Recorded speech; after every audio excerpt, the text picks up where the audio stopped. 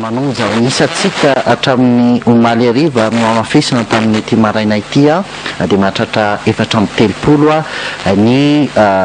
isantsika radio rehetra manerana ny nosy avy amin'ny lafivalo ny any atsimo ny any avaratra ny andrefana sy ny atsinanana dia ho an'ireo any amin'ny faritra dia misy ihany koa an'ireo onjapeo izay miara-miasa atao anatin'ny miara-manonja izay azotsika angalana ihany koa zany ity fandaharana miainga avy aty Antananarivo ity amin'ny ireo canal sat na ny parabole ihany koa dia azotsika andraisana azy ary ny fandehan'ny miara-manonja amin'ny ankapobeny dia isaky ny atsasakadiny dia isy ny karazana afaka miala kely zany sika rehetra samy mandefa ny dokam-barotra ny radio tsirairay satria isan'ny zava-dehibe ho an'ny radio tsirairay ny fandefasana n'izany dokam-barotra izany dia avy eo miverina ihany indray mandray ny miara-manonja isaky ny atsasakadiny zany no asitsika an'izay pause ho an'ny dokam-barotra izay ary isaky ny atsasakadiny ihany koa dia iova ny loha hevitra zay horesahana mandritra ny ity miara-manonja ity zay araky ny fanoresahana teo dia aritra ora roa ny antony nanaovana n'izao miara-manonja izao satria nandritra ny fotoana elaela no tsy ny fampiresahana teto amin'ny radio miara-manonja tsy ny fakahinoana feo ihany koa hoe zahanay raha ohatra ka manam-potoantsika amin'ity androany ity ny aka ny hevitry ny olo-pirenena ihany koa ny hevitra manoloana ny toedra raha-pirenena sy ny code ny communication izay efa nampiarina moa zany ary isany koa raha misy ihany koa ny fotoana ny fampidirana n'ireo mpanao gazety namana any amin'ny faritra izay hita sy maro tokoa no resy lahatra sy mifanohana atao anatiny izao tolona ho amin'ny fahalalahana maneho hevitra izay zao zany zay zany amin'ny ankapobeny ny karazana hoe fifandaminana napetraka atao anatin'izao radio miara-manonja izao dia samy manaraka n'izay toromarika izay sika rehetra dia irariana ihany koa ny tsy saranao amin'ity miara-manonja ity ny resaka ho atao voalohany dia ny fanontaniana ny hoe inona moa zany no anto iverenatsika resaka manao an'izao radio miara-manonja zao dia azavaina zany le izy hoe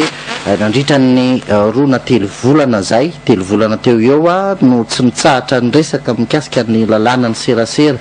ny hetsika ho amin'ny fahalalahana maneho hevitra misy an'ireny dingana maro efa nolalovantsika ireny mbola horesahantsika hoe inona daholo zay dingana efa noresahana izay kanefa n'izany tamin'ity herinandro ity dia nisy ny interview nataony ministra ny serasera tany tomasina iny valikafatra ny fangataham-panazavana nataontsika tamin'ny herinandro tamin'ny herin'ny talata nangataka tsika tamin'ny herin'ny talata hoe lazao anay zay tena marina inona ny lalàna ny serasera miafy eto Madagasikara amin'izao fotoana izao tena maro moa zany ny ministra ny serasera fa ilay lalàna zay novolavolainy ny gouvernementa no miatra eto amin'ny firenetsika amin'izao fotoana izao nandritra n'izay roa telo volana izay dia ny fanjoy tamin'ny olo-pirenena ny hetsika ho amin'ny fahalalahana maneho hevitra everina na dia ho fifanajana fotsiny ihany ary dia miverina amintsika ny miara-manonja manazava hoe inona ny position ny hetsika ho amin'ny fahalalahana maneho hevitra inona ihany koa no ataontsika ary tahaky ny ahoana ny fomba fandraisana n'izay fanambakevitra ny gouvernementa izay Joël raha lay voahita misotranao namana fetra marina tokoa le voalazana teo hoe atao anatin'ny andro vitivity dia somary valalanina ihany ny matianina eo amin'ny tontolon'ny serasera eto Madagasikara satria tsy fantatra hoe inona marina zany zao ny lalàna mifehan'ity asantsika ity nisy ara moa ny namana mpanao gazety andro vitsivitsy lasa zay izay natsoina teny anivon'ny fitsarana zany noho ny hoe famoahana tantara teny anivon'ny gazety zay asan'izy ireo dia tao anatin'izay hoe fiatsona nataony teo anivon'ny fitsarana zay dia mbola le lalàna teo aloha 90-031 voasoratra anatin'ilay izy hoe misy fandikàn-dalàna nataonareo ka dia misy fakanambavany atao anareo dia ny anivon'ny fitsarana zany raha amin'ny ankapobeny tsy mahafantatra hoe inona marina le lalàna miantra eo amin'ity tontolo serasera ity satria tsy dia nisy loatra amin'izao fotoanany teknolojia moderna sy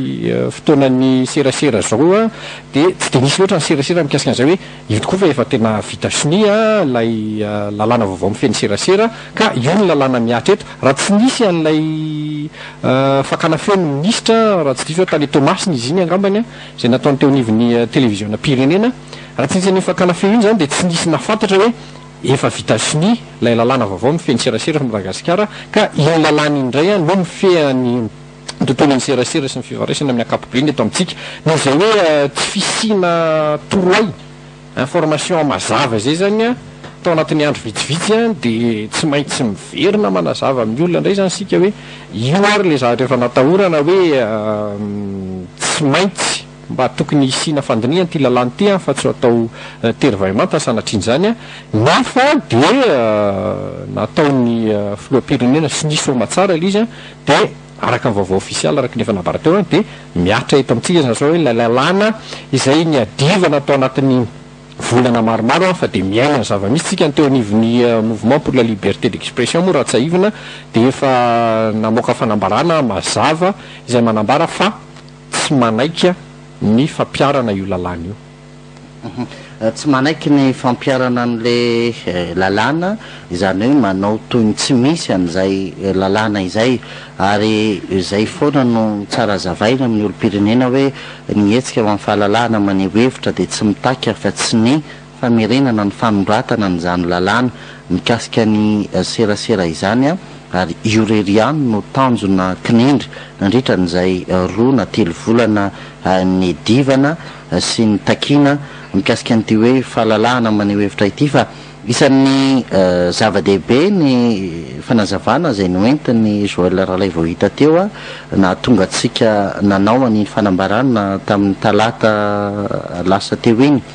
ny anankiray voalohany ny somary nahagaga hoe nisy an'izay hoe fanaovana ataoko ao anaty fonoteny hoe antsokosoko ny fampiarana n'ilay lalàna ary efa tsinjotsinjo ihany zany hoe paikady no entiny ny gouvernementa sy ny fitondram-panjakana nandravahana n'ilay hetsika ao amin'ny fahalalàna maneho hevitra aloha no ezahana no hitarina be ny fanasoniavana an'ilay izy zany hoe tena hoe guerre d'usure no nitanterahana tao anatin'ity tolona itya ary nefaran'ilay izy moa zany dia tsy nisy nafantatra fa dia voasony tany isika niandro tamin'ny journal officiel hoe efa inona mivita soni tsy nisy tany anaty journal officiel dia nahatonga n'iny hoe ndao antanina amin'ny aino manjery mihitsy ho fantatry ny rehetrarehetra hoe inona ny tena lalàna kanefa moa zany zay no namaliny ny ministra ny serasera azy ny anankiray zay fa ny faharoa ihany koa hoe lay fantanina napetraka tamin'iny fotoana iny dia nantefa tamin'ny filohan'ny repoblika ny somary nahagaga ny ministra ny serasera zany no solovava ny filohan'ny repoblika raha tena izy nefa dia tokony mba mahasany filohan'ny repoblika miteny amin'ny vahoaka mikasika an'izay hoe tia ny lalàna ny serasera zay efa miatra eto amintsika ahafahan'ny olo-pirenena mitsara ny zavatra tokony ho ataony ny olo-pirenena sy hoe izay ihany koa hoe no mifanarahan'ny mpifidy ny filoha sy ny nanangana an'izao fitondrana izao tamin'izany mpitondra fanjakan'izany Fernancelo ia mampatsiahy namana fetra rakotondrasoa Joël rahalay vao hita ny endriky ny miara-manonja moa zany ho amin'ity andro anio ity ho resadresany eto hoe inona ny antony mamerenana ny miara-manonja ankoatran'izay dia hoe inona ny dingana efa vita sy ny toyny ankoatran'izay ihany koa dia iresaka moa zany ho atsika olo-pirenena rehetra izay manaraka ny miara-manonja manerana ny Madagasikara iresaka hoe inona ny tena zava-doza zany ankehitriny ao an'ity code de la communication ity lalàn'ny famoretana izay efa miatra ankehitriny ho azavaina eto zay ankoatran'ny hoe fandraisana anjara nareo tsy haino moa zany a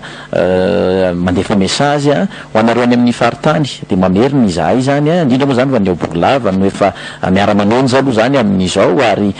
nandefa afatra teo ny amin'ny hoe mba miaraba anareo amin'ny miara-manonja ny mpanao gazety rehetra ty abongolava miaraba ny maradio 98.6 ao Tsiromandidy a zay miara-manonja tanteraka amin'ny radio rehetra miaraka amin'ny namana mpanao gazety atao anatin'ny MLE a ho am'izao andro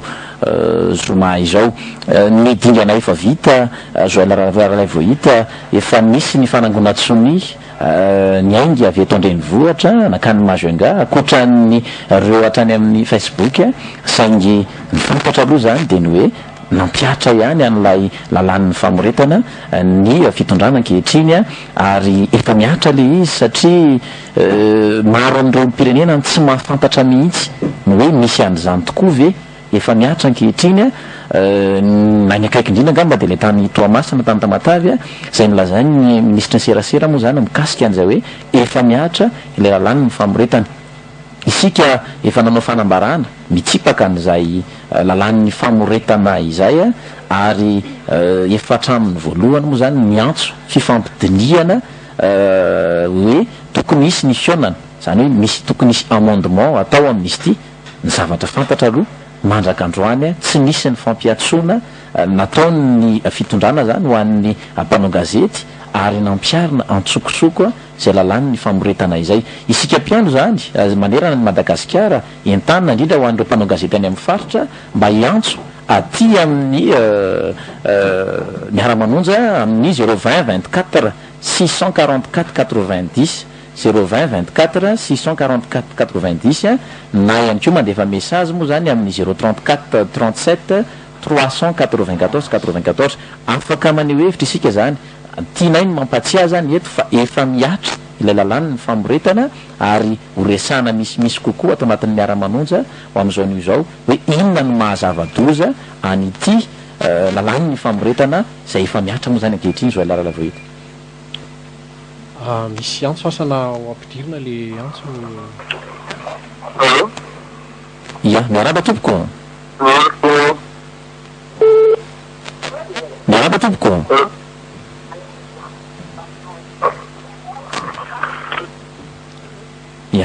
tsy tafiditra ny namana misy fampatsivana kely atao fotsiny namana Fernancy aloha sy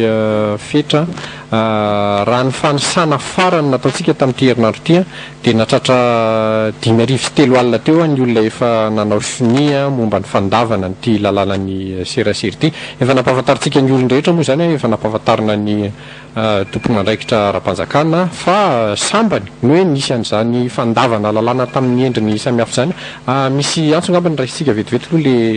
antso Allo miarabanareo amin'ny FFM anareo mpanao gazety rehetrarehetra miara-manondra voalohany indrindra aloha de misaotra anareo ihany izay vahoaka satria izay iteny zany zavatra tsy zakanay vahoaka no ohatrany hoe tetavy fitondram-panjakana ho tapenana zay mahatonga anazy manao an'le lalàna ka izy io zany tsy ho anareo rery miady amin'izy io fa na ny vahoaka koa zany de tokony hoe iara ientana iara ivonina iaraka irahina mba hanohatra zay hoe tsy afafahanareo amoaka ny vaovao marina zay zava-misy sy zavatra mitsanga eto amin'ny tany sy ny firenena koa de mba manainga anareo manainga ny vahoaka zany manainga tsy Malagasy rehetrarehetra mba iara ijoro sy iaraka amin'ireo mpanao gazety mba ahafahana maniana amin'izay didy sy lalàna zay ataon'ny mpitondra fanjakana satria tandondomondoza mihitsy ny fahalalahana sy ny fiainana tika eto amin'ity tany sy ny firenena ity ka je suis journaliste je suis avec les journalistes merci beaucoup aminareo Free FM ia sotranao zay miantso teo mampatsiahy ihany moa zany zahay ato anatin'ny miara-manonja ny amin'ny hoe inona moa zany ny antony namerina nanilay miara-manonja naverina tokoa le miara-manonja satria misy zavatra tokony fantatry ny olo-pirenena zao alarala vao hita eto ihany koa soavandre marotafika mangina zany hoe miatra antsokosoko zay lalàny ny famoretana izay raha ny sitsiny aloha raha ampafantarina ny olom-pirenena ny mikasika an'izay hoe lalàn'ny famoretana efa nampiarina antsokosoko zay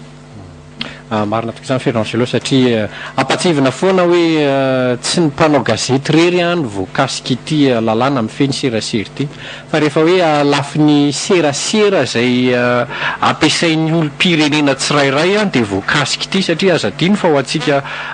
mpampiasa ny tambajotra serasera ohatra zay efa mahatratra any amin'ny telo hetsy any ho any ny isantsika eto Madagasikara dia anisany voafaritra ao anatin'izany lalàna amin'ny feny serasera zany koa ny zavatra avoakantsika isan'andro eo amin'io tambajotra io ka mila averina kely zay fampatsivana zay hoe isika rehetra no voakasika ity lalàna ity fa tsy ny mpanao gazety ihany akory fa zany hoe misy andiny maromaro mahakasika ny asa fanaovana gazety dia zay nahatonga ny hoe ny mpanao gazety aloha sy ireo antsoina hoe blogueur no anisany hoe taky voalohany ny hoe tokony asi mpanamboarana nyty lalàny ity zay efa miatra eto amintsika moa zany amin'izao fotoana izao ia eto ihany koa soavan-driamaritafitrya reny ny zava-misy tany toamasina no nahafantarana hoe efa miatra ny lalàny ny famoretana tsy navoaka ofisialy izy tia isika nefany nanao an'ireny hetsika reny nandritra ny 3 volana ary nitady fifampidiniana zay foana manko matetika tany am-piandohana hoe mila voatsiary ny mpanao gazety tsy te hiara idinika miatra ny lalàna ary ny filohan'ny repoblika raha farany dia mbola nilaza hoe azo ahitsy io mandrak'androany tsy nahitsy ilay lalàna ary dia miatra tanteraka manahoana ny fahitanao an'izay zava-misy atana ny farapana ny mpanaraka ny miara-manonja zao zao toakandro zao ny zava-misy zany aloha amin'ny lafiny indray dia manao karazana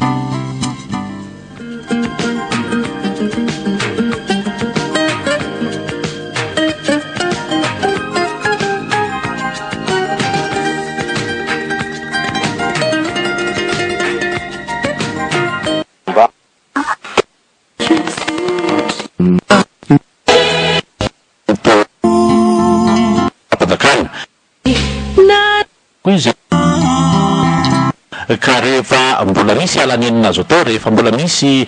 fipetra azo raisana raha mbola misy atevitra tokony fanaovana naala loatra ry no avoakala kely avy hatrany sahady ilay rijanteny ia zany malasa fisaina hoe misy ve le finiavana hitondra amin'ny fiainan'ny firenena sy ny fiainam-piarahamonina beny ho an'ny fitoriana sy ny tsaratsara kokoa sa hietretry ny famiteati-pirenena sy ny famiteana ny vahoaka ny tena tanjona ny malasa fisaina narak'izay fanamarian'izay namana fianasy aloha dia ny hoe raha tena manana finiavana iketsaka ny tsara sy ny marina dia tsy tokony anambola amoaka itirijateny ity na atao hoe akariara anaovana azy na antsokosoko dia tsy miandrika ny vanim-potana ankehitriny ny fanaovana zavatra tahaka izany ary le fitondram-panjakana dia minanandrakareo manao fikenotsina saingy ny mpanao gazety ohatra isika miaraka atao anatin'ny etsika ho amin'ny fahalalana maneho hevitra dia manana izay fomba fitondran-tena azo ambara hoe mifanaraka amin'ny zotra izay ny faritana dia ny amin'ny hoe tsy misy afa-tsy ny famerenana ity rijateny ity hatrany amin'ny loharanony poerana eo amin'izay fanafetana nanaovana azy zay no vahaolana dia iny no anterina eo anevon'ny gouvernemanta mba ho tolo-dalàna ary alefa eny anevon'ny parlemanta mba akana fankatoavana raha izay trandrajavatra zay no resahana dia hitasoritra fa tokony tsy hisy ny olana saingy tsy zay no nataon'ny fitondram-panjakana fa amboletra andetrezana ary ankeriny ka tsy mahagaga raha ifansotoana tahaka zao ity raharaha ty ka raha ny zavatra nambara tany atoamasina dia tamin'ny voalohany sika tsaroko tsara ny vory teto amin'ity toeran'ity amin'ny onono no ainona izany fa rehefa tena nandeha ny andro fa tsy nisy volana kosa aloha dia nambara fa ny ministra misahana ny serasera nga razavadabo Andrianjato-Ravonisan no napalala fa efa mivoaka sy nahazo ny fankatoavana na ny sonian'ny filoham-pirenena ity rijateny ity ary dia zay no somary nahavalalànina satria azo ambara hoe olon-dehibe samy manana ny sehatra misy azy ary nisy mihitsy azy amin'ny filazana tamin'ny fotoana sasany hoe atsangana ny tahala fahana ny fampidinika na lay espace de concertation inga filoam-pirenena aizy zany hatramin'izao ary na ny mpanao gazety ary de varina ny tompon'ny orinasa fanao gazety de zindana satria lay finiavana mihitsy ny tsy anana ny fitondrana ka raha misy izay mbola fierivierana ny hoe iroso amin'ny fifampiresahana sy mifanakolojan-kevitra mba fikaonandoy izany dia rariny sitsiny loatra raha toka tsy mbola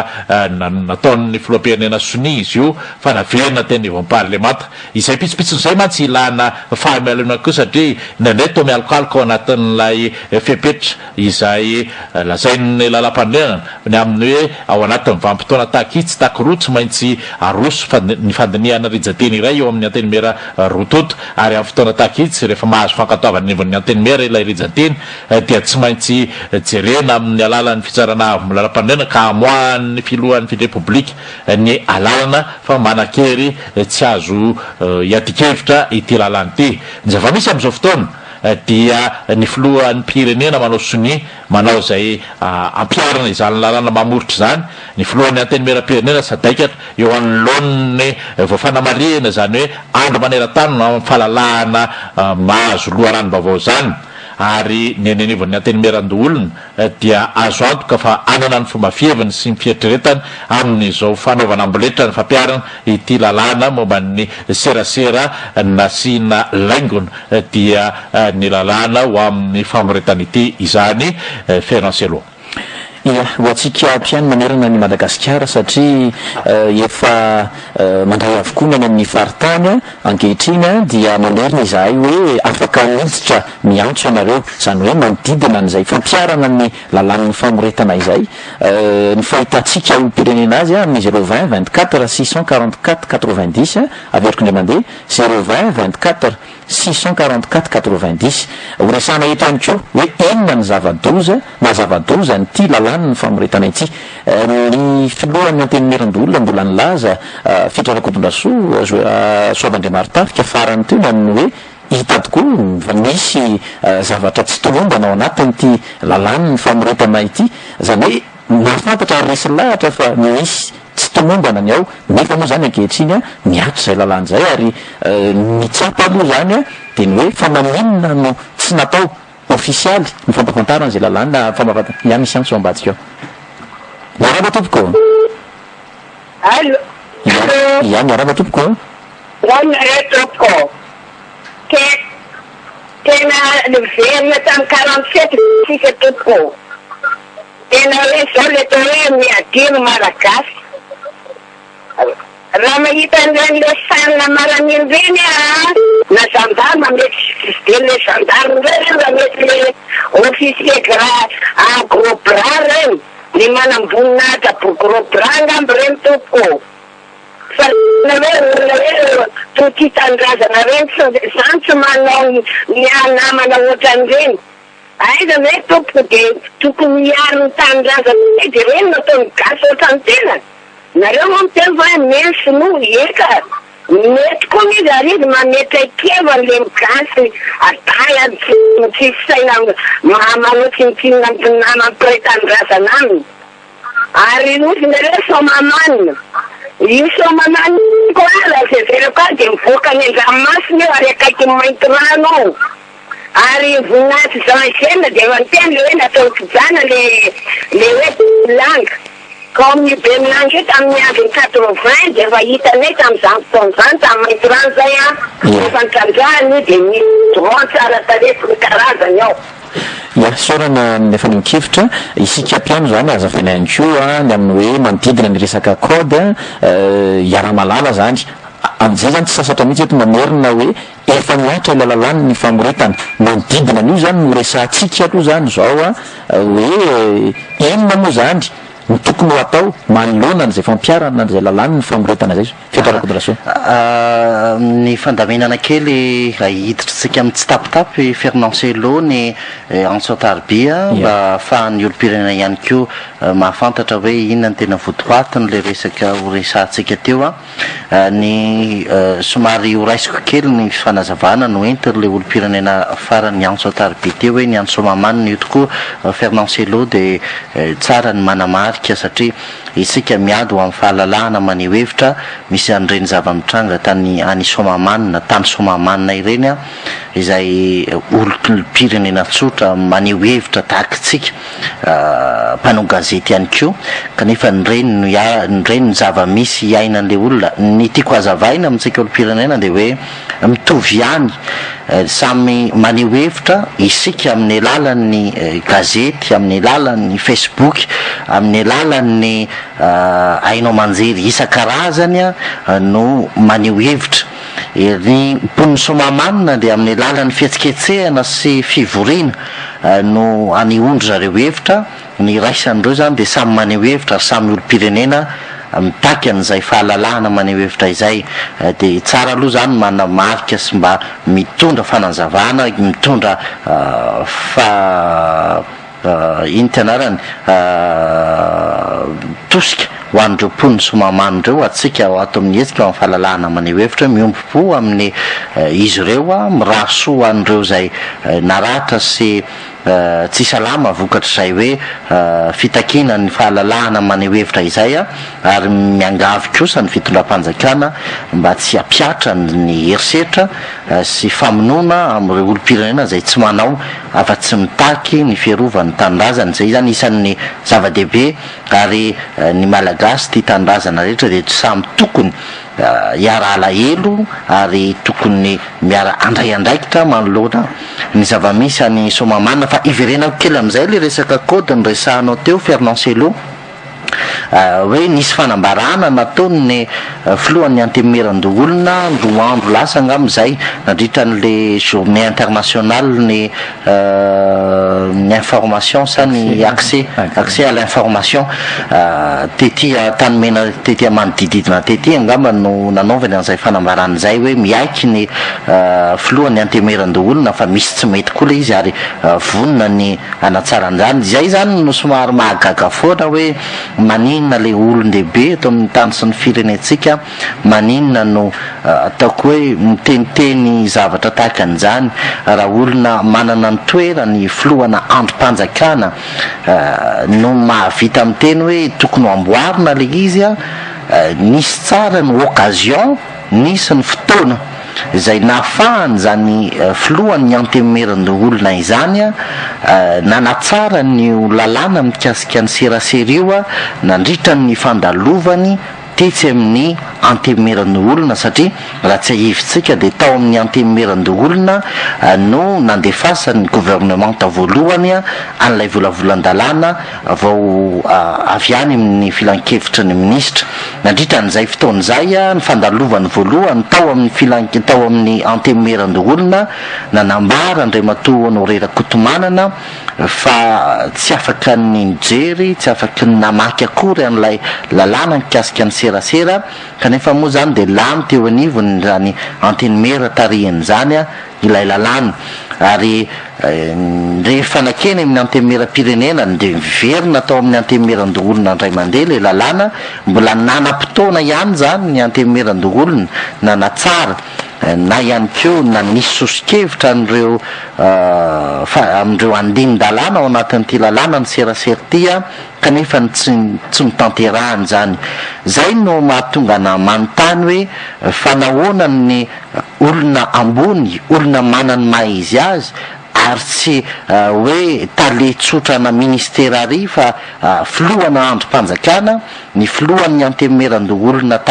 ny filohan'ny antemeran-doholona zany ane raha ny rang protocolaire ny eto Madagasikara dia zany ny olona faharoa misy eto Madagasikara aorinan'ny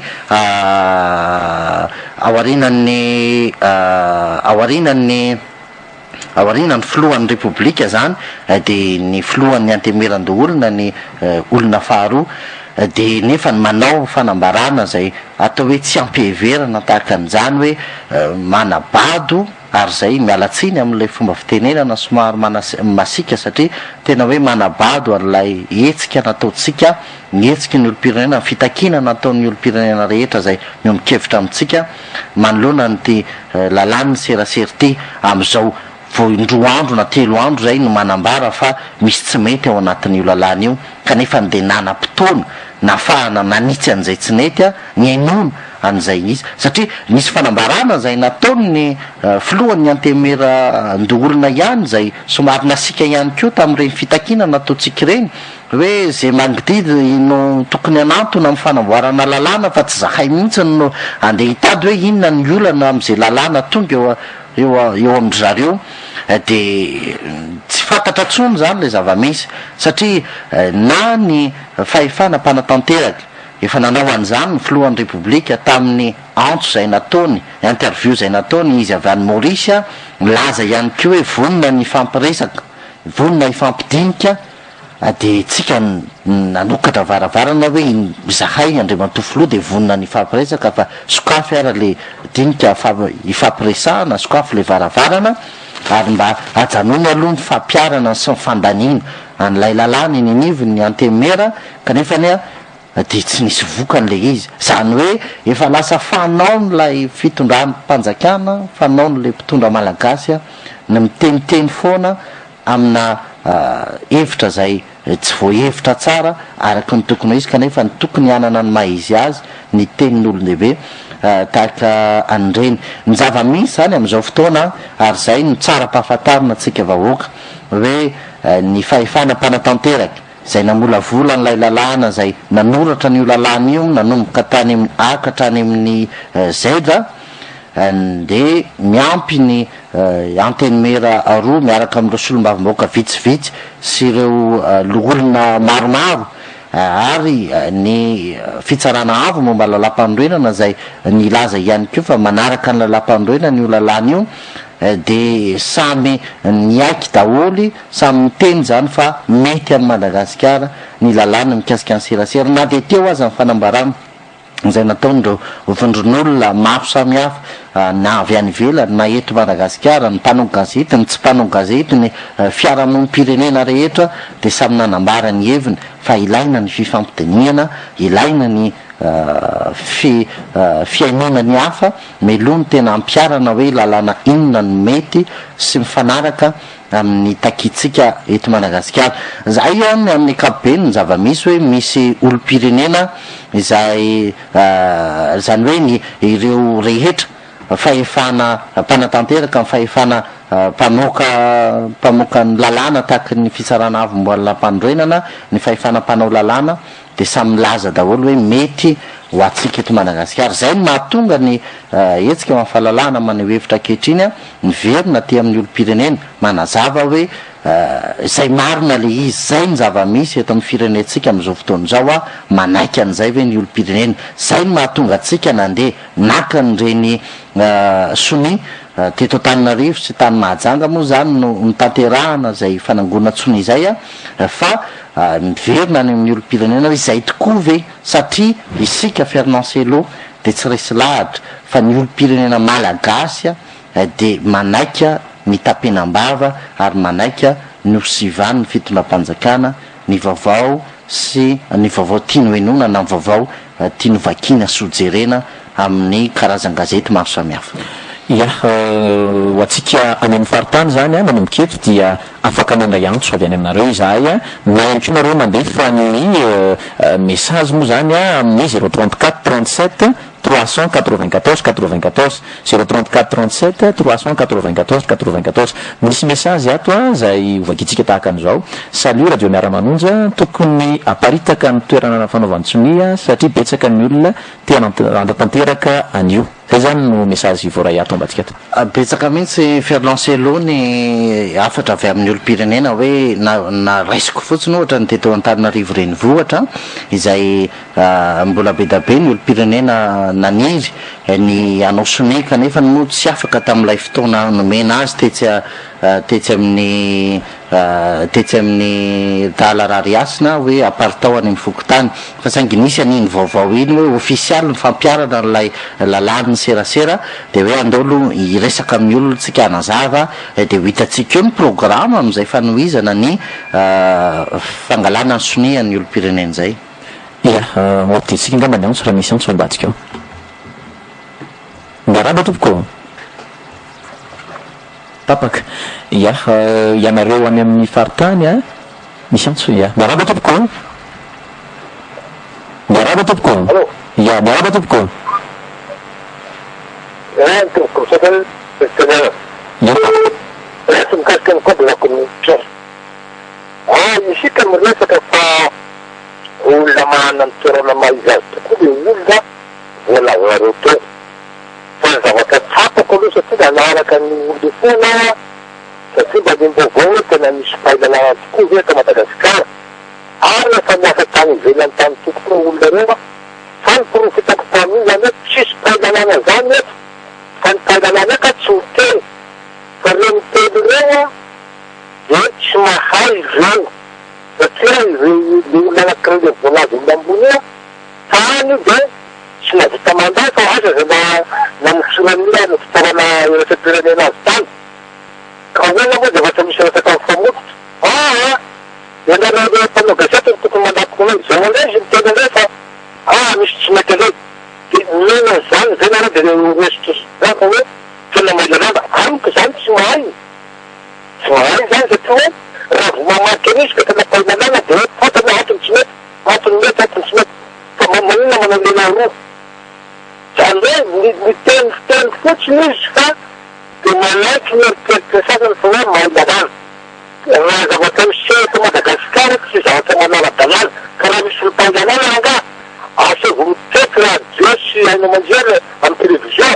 dia tokony azavany izy ohatra mampikondronatsika rehetrarehetra io. Fa le zany tsy manana an'izany zany tika avy hatrany dia hoe sisy mahalalana eto. Fa zany hoe sarona fotsiny rehefa tsy mampalifaly zany dia hoe tsy tirana reo mpanao gazety na tsy tirana reo soamamanina dia avy trano fotsiny ohatran'izao. Fa raha tsy tena manaraka lalàna vitsy ny gasy ny gazy rehetra na mitradany io satria ny gazy tokoko be fatra-panaja amin'ny zavatra rehetrarehetra indrindra lalàna zany tena zay ny malagasy voaka malagasy zany. Io zany zavatra atao ihany trano filaminana tsy misy fanajana sy olombelona lalàna zany. Dia maninona tsy mba manaja an'izay zavatra zay inona ny tokony atao. Nefa anao mpakaratoma amiko hoe lalàna tsotra inona ho takon'ireo manana kety reo tany filaminana reo dia atao voatery fa reny aiza amindreo somamanina reny maro resoniny dia sady vahoaka miaro ny tanindrazana. Ohatran'izao koa mpanao gazety tsy manaiky fa hoe tsy rano izay zavatra atao zao sy ny olona akamaroana anakirana be dia sy ny sivila sy ny tsotra dia samby mipeta tsy mety code de communication. Manina tsy mety fampiasana tsy fahaizan-dalàna an'izany reo fanjakana izay mitondra fanjakana tsisy mahalalàna io. Fa zany hoe nahazo fanjakana izy da tena mileta fotsiny azy zavatra atao zavatra ratsy zany firenetsika fa tokony fampihany isika ary tokony fampijany isika. Fa raha tsy zany tsy zavatra tia dia ziona fa rano ny zavatra tsy mety io dia salaky mety famonatany tsika maravavavao iny amin'ny fotrana toko. Misaotra ny faneho-kevitra isika ngamba zay miditra mivantana ezahana fitinina ihany koa ny faneho-kevitra avy any amintsika mpiano ny tiana atongavana ho atsika olo-pirenena rehetra manerana Madagasikara zay manaraka ny miara-manonja dia ny hoe efa miatra ilay lalàn'ny famoretana ary nampiarina antsokosoko tsy natao ofisialy izay lalàn'ny famoretana izay. Misy antsondray ambadika ao raha isika re miaraba tompoko. Allo miaraba tompoko. Marina tompoko. Ian tompoko miaraba o. Misarapisaka manirina moa ohatran'ny hoe manarao reo manao hoe maniry marao zany fa miara-monina aminareo zay ary miara-manao angaretina anareo zay afakafaky zay rehetra tsy miara-mirona tsy miara-manao angaretina aminareo satria anisan'ny fanafenana vao ataon'ny fitondram-panjakana. Zany hoe namana mpanao gazety izao miala tsina raha teniteny hoe efa nafatafany roa miala tsina raha teniteny zany fa tsy maintsy vao mividenina le matoa ny Rajaonarimampianina eny. Fa zao entina alihezana voalohany indrindra anareo satria miakina aminareo mety koa ny angarany ny gouvernemanta. Fa derevonareo nareo miresaka aina somamanina reny reny fihetsiketsehana teny amin'ny trésinier reny reny fihetsiketsehana maro samihafa reny nateny akorinany. Izao ketika efa mampitaika reny eo aminareo matoa Rajaonarimampianina sy ny manodidina azy hoe satria raha olona ohatra ka hoe mahalalaka be mahazo autorisation mangojapo maila amin'ny président mary raha olona mitangorona forotra aminareo fa apiana andohana analakely ohatra ka akeny amijara avy akany de mirodana androany any io fa atao izay anapitehana tsikelikelynareo tsisy hitangorony sao de maombona izy a ka very ao mifomanana rehefa voaongana izy ka io azagariky tika raha ohatra ka promulgué io lalàna io ka zao a mingazy anareo a mba hisy fanetana satria miakina amin'ny fanetanana ihany efa tsara ny fanaovana ny rehetrarehetra somi efa tsara io fa zao mba atao fanetanana mandraka riva makany amin'ny unité nationale makany amin'ireo ambassadeur rehetra izy ia iazana fitinana le izy a iazantsika vakina angamba ny SMS izay voaray moa zany avy any amin'ny faritany izay aty atamatavy tompoko dia miandry an'izany fanaovatsony izany mbola mesazy any a firy amin'ny radio ao andrenivohitra miaraka aminareo fa zay aty amin'ny faritany de manohana faro de ny hoe miaraka aminareo foana zany ary ny tsy mankasitraka an'io lalàna io avy aty amavenga ny hevitrako de zao tsisy afa-tsy ny filazana ny marina ihany very tanteraka ny malagasy ravo amin'ny lavo lavo lefiny ianareo mpanao gazety eto ihany ko mampatrika reny ny zava-misy zany hoe miaritra ny lalàn'ny famoretana ary izay no iverenatsika manao miara-manonja ho amin'ity andro zoma ity a ny fahitanao an'izay hoe dindrana ny lalovantsika izay a sy ny hoe tonga hatramin'ny fotoana fampiarana nyity lalàny ny famoretana ty ary mampiarana ntsokosoko mirabanao Fernancello miraban'ny teknisiana miraba ihany koa ny mpanaraka ny miara-manonja rehetra amin'izao zao ny atsapana aloha voalohany indrindra fa miray fo amintsika hatrany a ny olo-pirenena ary tsy afaka misaraka amintsika ny mpiaino ny onjapeo ny lalana ny lalovana mafy zay ngamba ny azo ilazana azy ary de mbola mafy izy hatramin'izao a kanefa ny zavatra tsy maintsy jerena sy alalinina eo anatrehan'izay nisy olona ny antso teo ny hoe mifanohany sika sy ny karazany io taotrano tokoa tsy vitany Fernancello fa manoloana ny toe-javatra misy a dia ohatrany mampiteny rery ihany satria mba niezaka ihany sika tao anatiny atao hoe mpikirakira ny vaovao mpampitany vaovao ny mpanao gazety rehetra zany sy mifanentanana maro samihafa dia mba niezahana ihany a ny atao hoe anaitra ary nampahafantatra nitsy an'izay atao hoe resaka demokrasia misy eto amin'ny tany sy ny firenena izay a indrindra ihany koa teo amin'ny fandrafetana ny lalàna ny serasera tamin'izany fotoana zavatra misy moa tateoriana efa teny an-dalana teny dia miova le zavatra ary ny toe-javatra misy dia lasa mamoehatra toy izao ny zavatra misy amin'izao fotoana ny teny anao teo ny hoe voasonia antsokosoko ohatran'ny le atsokosoko a efa manimba saina sy manimba sofina ary indrindra manimba ny toe-tsain'ny olo-pirenena satria ny resaka antsokosoko zany tsy voandroany nisy an'izany teto ary mbola tao anatin'ity repoblika faefatra ity ny atsokosoko sy ny andro alina oka zavatra ny resaka fa zany ny zavatra misy a atraitraika ny zavatra mbola miseho zany mandrakity ny androany dia toe-javatra miseho a santionany fotsiny ataoko fonteny fotsiny io resaka somamany io mahatonga io mitatra lava ary lasa isan-kerinandro fampidarofana ohatra zao misy resaka mety petrakitsika ny hoe mety misy resaka tsokosoko ihany koa zany tsy mety lazaina sy tsy mety hamarinina fa dia aloha mahita an'le malagasy mifamono raha mba le sinoa manko mba miady eo mba hafahafa zay hoe ndao hiady fa ny tena zava-doza le malagasy samy malagasy mpitandro filamina malagasy tambanivohatra malagasy le sinoa indray lasa mpijery vidéo ery dia mitehatehaka sy mitsiontsioka raha alaina sary an-tsaina zany ny zavatra misy izay ny amin'iny ka anisany zavatra anankiray tena hoe manaitra sy mahalasa saina ny resaka hoe atsoko ina ary mahatonga an'le filoham-pirenena tsy manao fanambarana ofisialy hoe iny ary fa diosoniaviny ity tsy tokony amenatra ny teny an'izany ina ny mahatonga azy tsy hoe miteny fotsiny hoe iaona sy hidinika kanefa tsy tafapetraka amin'izay dia ohatran'izay ihany koa no mahazo amin'ireo sehatra maro samihafa iaona sy hidinika ohatrany hoe ambava fotsiny le izy eto zany ny zavatra misy zavatra dinihana dia zao no izy dingana efa vita ozy ianao a mafy ny lalana efa nadiavintsika ireo olo-pirenena izay natsona dia olo-pirenena tena hoe tehiteny tia mpandroso tia mpafantatra ary lina niaraka amintsika satria andriankina amin'ny firenena loatra ny asa fanaovan-gazety a iran'izao tontolo zao ary anisany manana ny lanjany tokoa izany asa fanaovan-gazety izany izany resaka mpanao gazety izany indrindraindrindra ka eto a ny teny fomba etiko fotsiny namana seloha amin'ny mpiaino dia ny hoe nanao soni an'ireo fanoerana ny hoe tsy fahalalahana amin'ny teny sy maneho hevitra ny etsotsika ny vahoaka malagasy a izay tonga teny amin'ny talarariasina ny tany mahajanga sy ny any amin'ny faritra sy izay mbola tanterahana sy ny karazana fa ombiazana trano no azo tao anatin'izay rehetrarehetra izay fa izao mbola ho avy ny fotoana izay tokony etsotsika indray mandeha an'ireo olona ireo momba an'izay ihany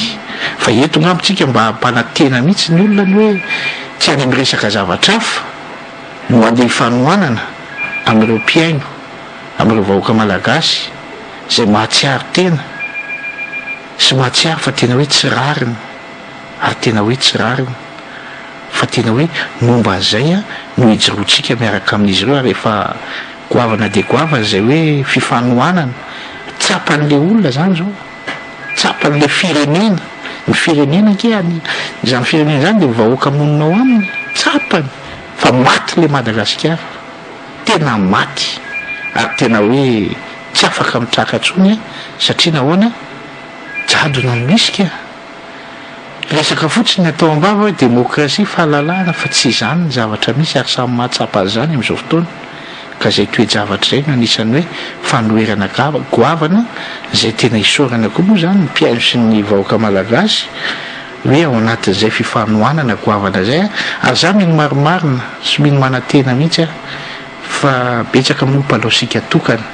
fa raha itsika manao sika tokana amin'ny mpanao gazety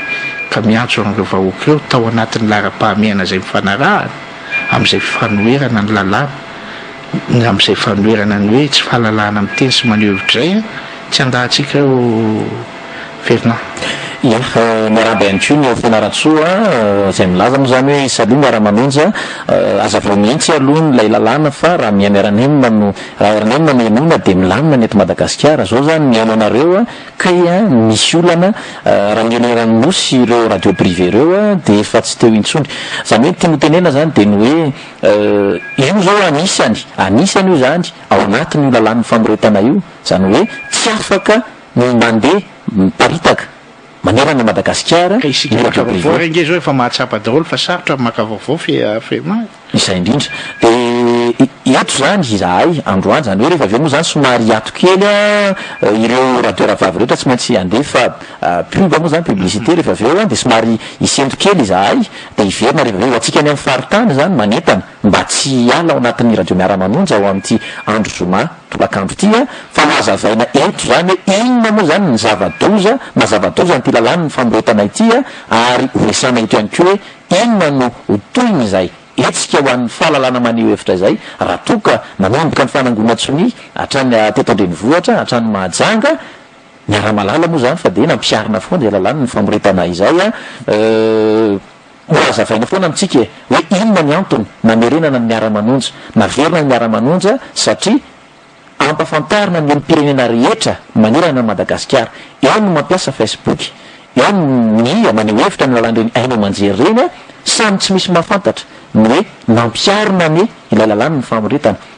raha ny fahafantarana azy arany toa efa andro maromaro nampiarana zany lalàna famoretana zany nagaga dia ny hoe fa naninona ny tsy natao ofisialy izay lalàna ny famoretana izay eto ihany koa njaka manahoana ny fahitanao an'izay hoe miatra ny lalàna ny famoretana ankehitriny a ary kasaina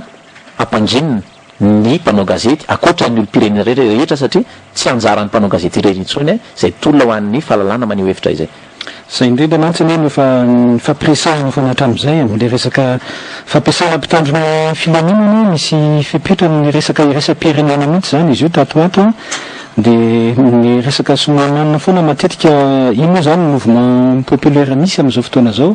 dia isy fanatrehan'le mpanao fihetsiketsehana sy ny vahoaka fa ireo ny moregreo ihany angeny manome vaovao atsika rehefa mandeha ny conférence de presse ny akady lalana dia ireo ihany mampafantatra atsika an'ireo zao natao rehefa manao maintien de l'ordre tamin'ny roa taona na telo taona lasa no misy le hoe gestion démocratique de foule le ozy zay ny filazan'ny général Florence azy dia hoe amin'iny dia efa miova ny fipetra ny fitaovam-piadiana hoentina ny maivana zany hoe manomboka amin'izao zany dia manomboka ahana ny fomba fampiasana miaramila zay izy amin'ny ankapobeny dia ny fitaovana hoentina matrika vahoaka tsy basy tahaka an'ireny ny fihetsiky mpitambo filaminana zany tokony efa malefaka tsy maintien de l'ordre tsony tsy zay dia fiatson'ireo azy amin'izao fotoana izao fa zay gestion démocratique de foule zay dia ny atao zany efa manoatra iny miezaka foana miaramila iny miala manalavitra n'le mpanao fihetsiketsehana fa tsy fanakaiky ohatran'le tamin'ny somamanina io le fanoroka mihitsy mivavan'le rafetsibe sy le ramatoa sy le marimana mifanakaiky io fa misy zany isy distance amin'ny fanalavitra mihitsy dia amin'iny no iny le bloc be anina be oetin'le miaramila iny dia iny miaritra amin'izay torabato sy ny karazany eo dia alefa moramora avy any le zavatra manotroka avy any arina any na miazakazaka le mamonjy an'le ohatratra amin'izany fomba lazavana firenendehibe maro mary nanapa-kevitra tamin'izao tao France tao mba tsy isy le hoe répression loatra mba tsy isy le rim-pamoretana dia mbola tao anatin'izay koa no mahatonga an'le hoe izay mba tsy isy nanarimila anaty fiarahamonina tsy isy nanarimila amin'ny tana basy dia le sécurité civile io eto atsika zatra amintsika efa betsaka ny sécurité civile amin'ny asana mpitandro filaminana zany mba tsy isy le narimila amin'ny lanja basy betsaka anina loatra zay ny teny fampiterana ihany fa sao misy ia radio miara-manonja tanatina fandarana miara-manonja isika onjapeo maromaro eto Antananarivo ny amin'ny faritra rehetra any mandray ny onjapeo miara-manonja tsy ho tanitsaitsika eto angano hoe izy avy ireo onjapeo ireo fa dia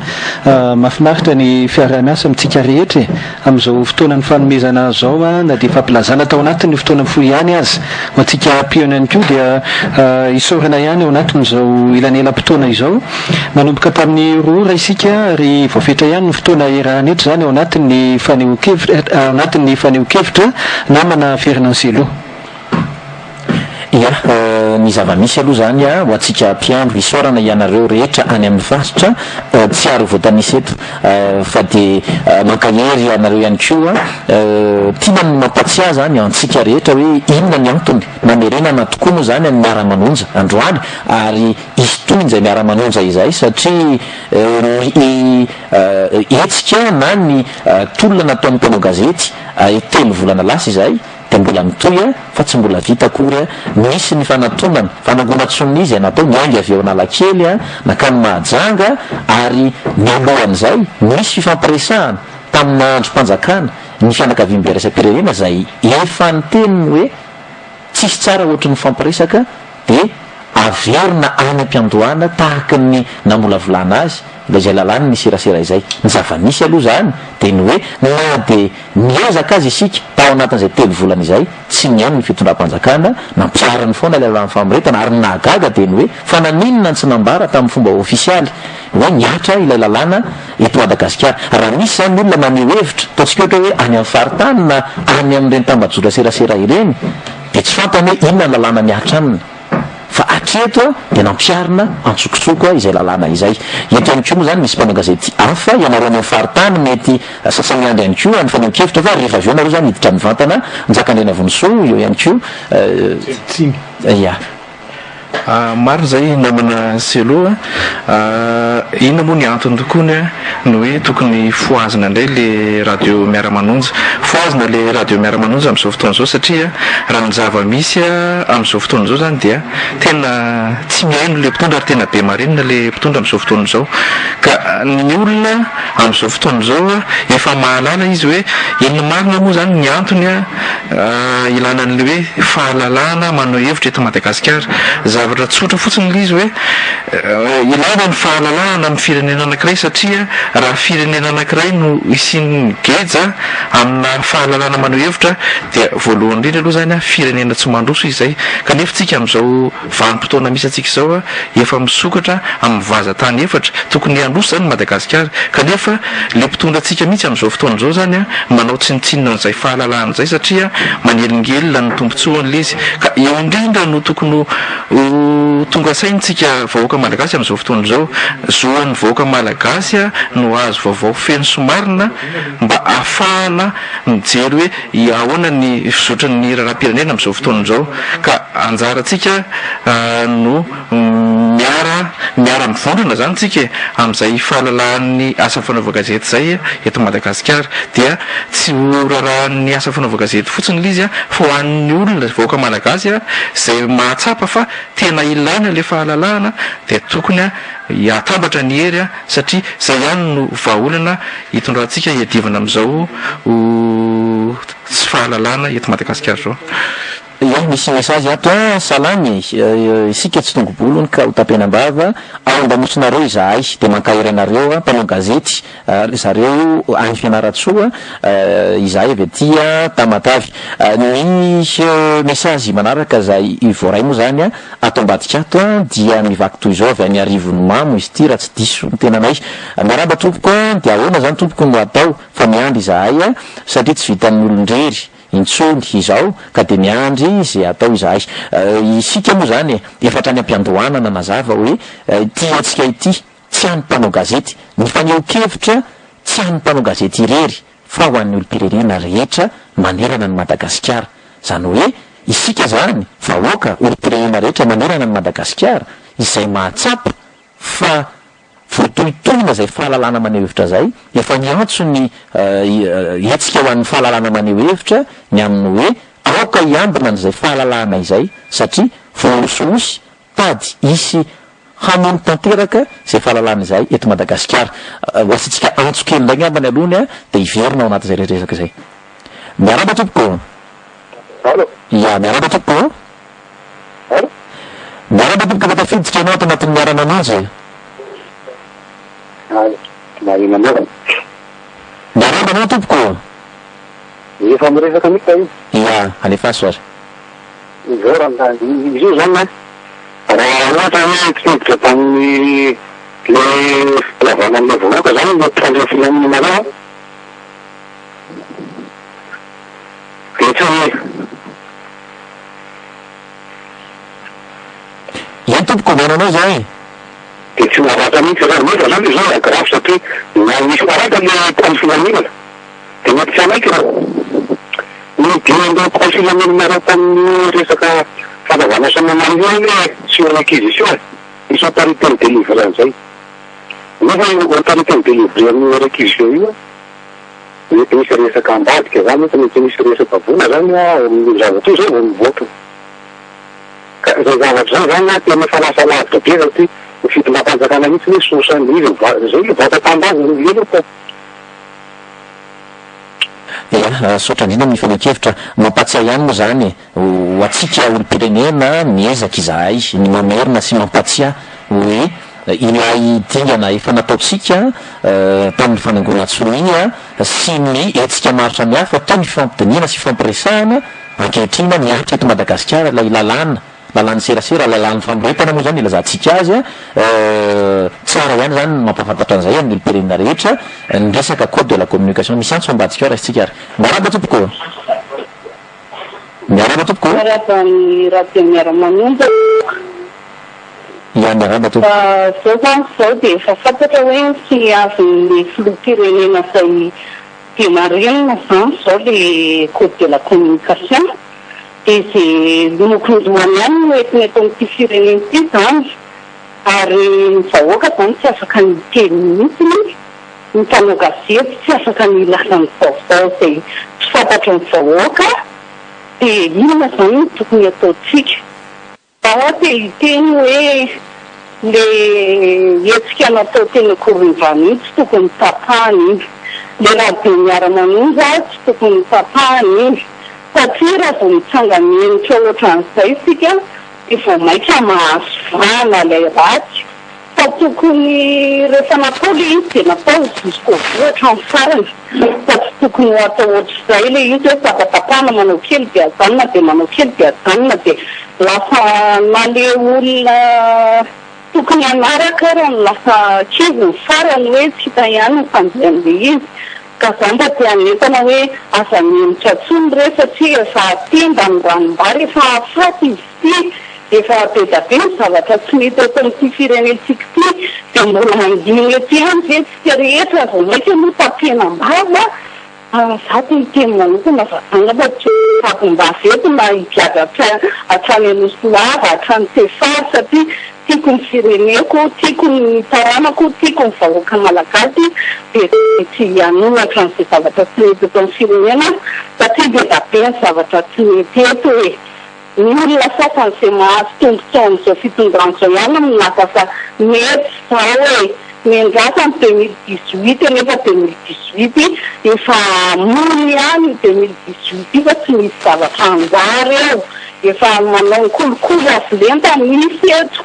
zany zao tokony edivatsika zany mba azahotsika miteny an'izany rehetra rehetra zany ny kolokolo avolenta misy eto ny fanambazana 4 ACC misy eto zany efa zavatra zavatra efa ia isorana ianao am'izay fanenkevitra izay asika any amin'ny faritany moa zany a dia entanina misy mesazy voaraindray aloha zany atao ambadika ato a izay ovakina antsika mpiano rehetra ny amin'ny hoe mitanjony miara-manonja amin'ity andro somato lakandro ity dia ny hoe mampafantatra ny olopirenena rehetra fa tsy nampafantarina ofisialy ilay lalàny famoretana fa dia nampiarina ntsokosoko raha sika ndreny antso manaraka re miaraba tompoko ia miaraba tompoko io salama tompoko ia fa mivantany ianao tompoko ia efa tafiditra ianao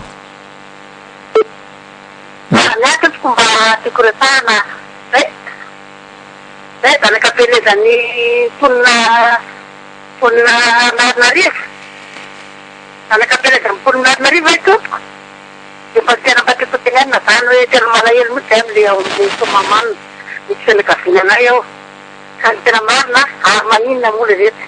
raha mba izy le mba ireo fitondra mandefa andrefinoorono any mitandrazana izy minasana mitombotombo tamena be ohatran'izao fa tatia mitandrazany olona be zay zany mba tena faneokevitra tena zany mampalahelo mihitsy mijeran'le tanymenamena be mangatiady be ahoana moa fomba lobotraka tsony na ho afaka zatotova mitary tokoko mimpony tomamarina fianakavinanay ny ao zanaka narinarivo zanakapelezany narinarivo eta taninarivo azy zao miandro zao aloha tena malahelo mihitsy mety etran'le izy raha mbana mitandrazan'zareo any da tena mitongotongo na otromitsy mba fatavarana za tsy misimisy ny olana tena malahelo mihitsy topoko ary tena mitomany mihitsy zay a mahita mahazo ny fianakavinanao somamanina zay topoko mba resaka mba eny toko anareo fa topoko tabesaka topoko totain'andriamanitra message manaraka zay voaray avy any mahajanga izy ty bonjour mairezy anareo journaliste milazany marina fa raha ny gazety ny mpitondra dia tsy izay nolazay message manaraka voaray eo ambadika eo miaraba tompoko dia ahoana zany tompoko ny atao fa miandry izahay a satria tsy vitan'olondrery intsony izy ty ka rivalany tompoko ny lalàna dia ahoana ny ataotsika misora tompoko ny izahay zany hoe ny mpitsambana anatin'ny LLE na ny mouvement pour la liberté d'expression efa nilaza fa mirevitra ny lalàna io tony tsy misy ary manao ny asa tony mahazatra zany hoe raha misy zany ny fanenjehana mpanao gazety atao dia samy miara-moaka n'ilay vaovaonavoakan'ilay mpanao gazety avokoa ny mpanao gazety rehetra tsy misy ary ny mpanao gazety mivondrona ao anatin'ny MLE ilay lalàn'ny famoretana zany ankoatran'izay dia efa miantso ny ao anatin'ny MLE na ny mouvement pour la liberté d'expression ny amin'ny hoe miantso ny olopirenena rehetra mba hiambina ny fahalalahana misy dikany be zay teny zay ny amin'ny hoe manomboketo zany dia isika olopirenena samy toko mandraikitra avokoa ary samy miambina an'izay fahalalahana zay sarotiny am'izay fahalalahana zay ka na any amin'ny faritany azy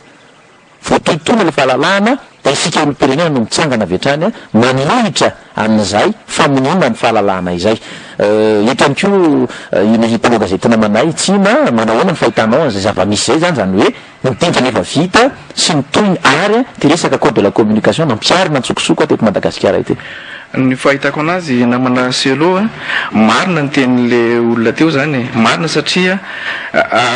ny zavatra misy eto amin'ny firenena zany rehefa mafy le etsika ataotsika mpanao gazety zany amin'le fiadina amin'ity lalàna famoretana ity dia miteny ny mpitondra fanjakana hoe azo atao tsara ny fampidinika, azo atao tsara ny fampiresaka, inona ny zavirana kanefa ny lizy hatramin'izay zany tsisy tohiny akory izy fa resaka démagogie fotsiny tena hoe tena ataoko anaty farangisosina hoe mampime mihitsy zany le izy ary amin'izao fotoana izao raha ny zava-misy iny hoe tsy navoaka ofisialy le hoe miatra le lalàn'ny famoretana amin'izao fotoana izao misy fakanosana ihany zany ao anatin'io fitondrana io ka ny zavatra tiana ho tenenina amintsika vahoaka dia zao tsy raha ny asa fanaova gazety rery ity fa atsika vahoaka malagasy ray manontolo zay mahatsapa fa tena tsy mendrika ny Madagasikara zao lalàna ny famoretana izao ny tiako tenenina dia zao hoe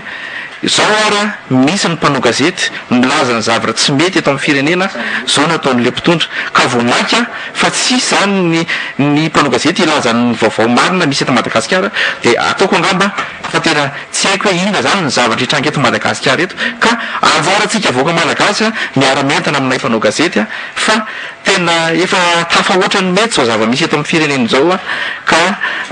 tokony hijorontsika iady amin'izay lalàna ny famoretana izay ia eto ihany koa ny namanay lalatiana ara-koton-drazafy reny ny zava-misy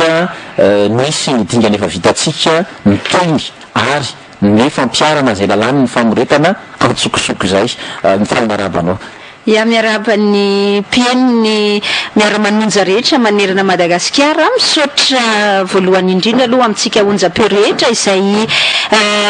mandray an'izao fandarana izao ny eto Antananarivo ny any amin'ny faritany ihany koa na ny any amin'ny faritra maro samihafa any mankasitraka ny fanehoana fiaraha-miasa ary mankasitraka ny fanehoana firaisan-kina ihany koa anatiny ity ady atao ity mbola tsy vita ny ady ary mbola mitontolona ho amin'izay fahazahoantsika ny fahalalana maneho hevitra izay ratsolona dia voamaika miamafa ny fanitsakitsahana sy ny famotehana azy amin'izao fotoana izao zay mahatonga ny adidy no mitsangana ankehitriny adidy ny tsy anaiky an'izay satria raha zohina nge le zava-misy fanao selo dia mety tenitsika hoe efa resy any ange nareo satria ninina nataonareo teo dia navoaka ny fitondram-panjakana hanan-kery ihany izay lalàna izay zay le hoe promulgué ihany zay lalàna izay dia mety ho zay tokoa ngamba efa resy moko inona indray fa zao tena hita mihitsy hoe adidy ilay mitsangana satria zara ny tananana nge mbola tsy promulgué akory lay lalàna dia fa miseolany le fanitsakitsahany fitondram-panjakana n'izay fahalalàna maneho hevitra izay rahantsika rehetra mahita ny mahazo andreo vahoaka ny somamanina ankehitriny ireo zay veloko fa adiditsika ihany koa ny maneho firaisan-kina tanteraka mitovy ny ady izay atao dia izay fahalalàna maneho hevitra izay satria raha malalaka amin'ny faneho-kevitra nge izy ireo tsy misy an'izany ery-pamoretana lefa any antoeran'izany mandratra olona misambotra olona faneho-kevitra nge ny ataon'izy ireo dia zay faneho-kevitra tsy voahaja izay le fahalalàna maneho hevitra tsy voahaja izay miteraka amin'izao zava-misy ankehitriny izao zany hoe verina fa tena mifandray mihitsy le ady zay atao zany zay mahatonga miteny hoe adidy ary eloko eo anatrehan'ny firenena tsy mitsangana ankehitriny misy fitenenan'izay nataon'ny Martin Luther King hoe amin'ny fotoana anankiray ozy dia lasa famadihana na trahison ny fahanginana manoloana trangan-javatra anankiray zay no mahatonga antsika mbola miteny io ankehitriny fa raha ohatra n'olon-drehetrarehetra nge raha sitrapo ihany koa dia fa mba mangina mba mipetraka mba manao zavatra hafa indray fa teren'ilay adidy hoe misy adidy eto amin'ny firenena fiarovana n'izay fahalalàna maneho hevitra izay dia tsy maintsy mitsangana ary zay no anamafisako ny fanentanana amintsika mpanao gazety rehetra amintsika olo-pirenena rehetra atsika mpiambana ao anatin'ny fiarahamonim-pirenena amintsika mpanao politika ihany koa tsy maninona amintsika olo-pirenena tsotra rehetra raha tsy hitsangana moa tsika zany de izy nandrasantsika hitsangana eo amin'ny toerantsika zay zany le adevitra tena tokony apetraka satria raha za ireto ihany koa ne na atao anatin'ny studio na namanao anatin'ny mouvement pour la liberté d'expression mba te hitsotsotra ohatra tsika rehetra mba tsy te hivaky mba te tsy hivaky loha ihany koa avy lao am'izao ary fa zay le izy hoe raha tsy manao ary tsika de izy no andrasana anao da zay maniera anay ankehitriny hoe marina fa mety marefotsika mety kelikely heritsika mety tsy mahatoraka ny volany eo ankinany ihany koa tsika satria mampiasa vola ary zareo mety tsy hatoraka ny tanjaky ny fitaovatsirasira ampialatanany ihany koa tsika nefa zao ihany teniko hoe adidy ty fa tsy mbola nisy firenena vanina tao anatina faneriterenana ny fahalalahana maneho hevitra izany zay antony zao fijoroana ankehitriny zao de zay na zany ny tena tiako anamafisana amintsika hoe io tsy sitraponay mpanao gazety tsy sitraponay mpanao gazety no andeha hivezana na fikarakarana ny miara-manonja tahakan'izao aza ne ny antso antarobe atao amin'ny namana rehetra ny amin'ny faritany ny fandrindrana an'izany rehetra izany tena asa fandanina energie fandanina vola fandanina rondozy ny fitenitsika azy fa tsy maintsy atao oran'izay tanindrazana izay raha ny sitraponay hoe efa mipetraka ohatran'izay fotoana rehetra izay fa tsy afaka satria adidy ty de zay raha zany tiako ifanentanana amintsika rehetra hoe aza mandrimandry manana retiny farakaraka mampangingina sy mapetrapetraka atsika de misoko mangina torongisao le sazy amin'ny endriny maro samihafa zay fa nohitoenana ny fahalalahana maneho hevitra izay aza donona nge io le naveriko foana fiarnancelo hoe ny zavatra misy nge de ity marina fa irearian'ny fitondram-panjakana io lalàna amin'ny femy fifandraisana io hoe efa nifoanana ny sazy mamonja zany hoe le fidirana ponja zany raha misy eloka ataonao io am'le resaka code de la communication miresaka serasera zany fa ny zavatra tiako tenenina atsika ny tena mahadanger na lozan'io atsika olo-pirenena de ity izahay mpanao gazety zay tokony aminareo ny vaovao de matahotra am'izao fotoana izao ny antony mampatahotra anay de tsotra marina hoe hafa hoe tsy mikadra intsony fa rehefa tsy mikadra intsony ianao na ataondry zareo mitangana be ny lamandy izay tokony alora misy eloka izay ataonao zany hoe tiako tenenina zany de zao maodiny fafana zany mba natao karazana mena miraviravy nanjonoana sy namandriana atsika mpanao gazety lay hoe tsisy eloka famonjana tsony eo nareo mpanao gazety aza milamina fa nareo rery manao zavatra tsy mety na eloka voalazany lalàna ka tsy migadra nareo range zany milaminy tsy azo enjehany nareo satria tsy azo gadrainy fa azo enjehana izay zay aloha zavatra mety diso ihany manko le fomba fanasasana ny adohan'ny olona zany hoe tsy azo atao nininina ianareo azo enjehany eo anatrehan'ny lalàna mpanao gazety fa hoe raha migadra ny aponja zany de hoe sazy lamondy ny solony le lamondy nefa midangana be de zao rehefa midangana be le lamondy tsy voalohatsika na izao aza nge etrerety hoe ainao manjery tsy miankina vitsingeny anao manjery tsy miankina hoe afaka mahazo tombom-barotra amin'ny asa tserasera zay ataony fa tena hoe adidy ty ho an'ny tanindrazana karaha ohatra zany andeha andoha lamondy lafo ny teny de da hoe tratrana lamondy na 10 millions d'ariary fotsiny na 50 millions de FMG tsy anan'izany tsy alohan'izany le mpanao gazety tratran'le eloka ohatra ka hoe voasazany lalàna zany satria oziny eny amin'ny fitsarana hoe meloka ianao tamin'ity fanalambaraka na diffamation ty de mandoha lamondy na 10 millions d'ariary ianao ohatra de tsy voalohanao mihitsy de rehefa tsy voalohanao iny 10 millions d'ariary iny de alaina ny fananana eo aloha raha tsy alana ny fananana mety tsy voatery manana an'izany daholo mpanao gazety ka rehefa tsy voalohanao iny de mikadra ianao zay nge le risky am'le izy tsara manko azavaina nareo zay mahany koa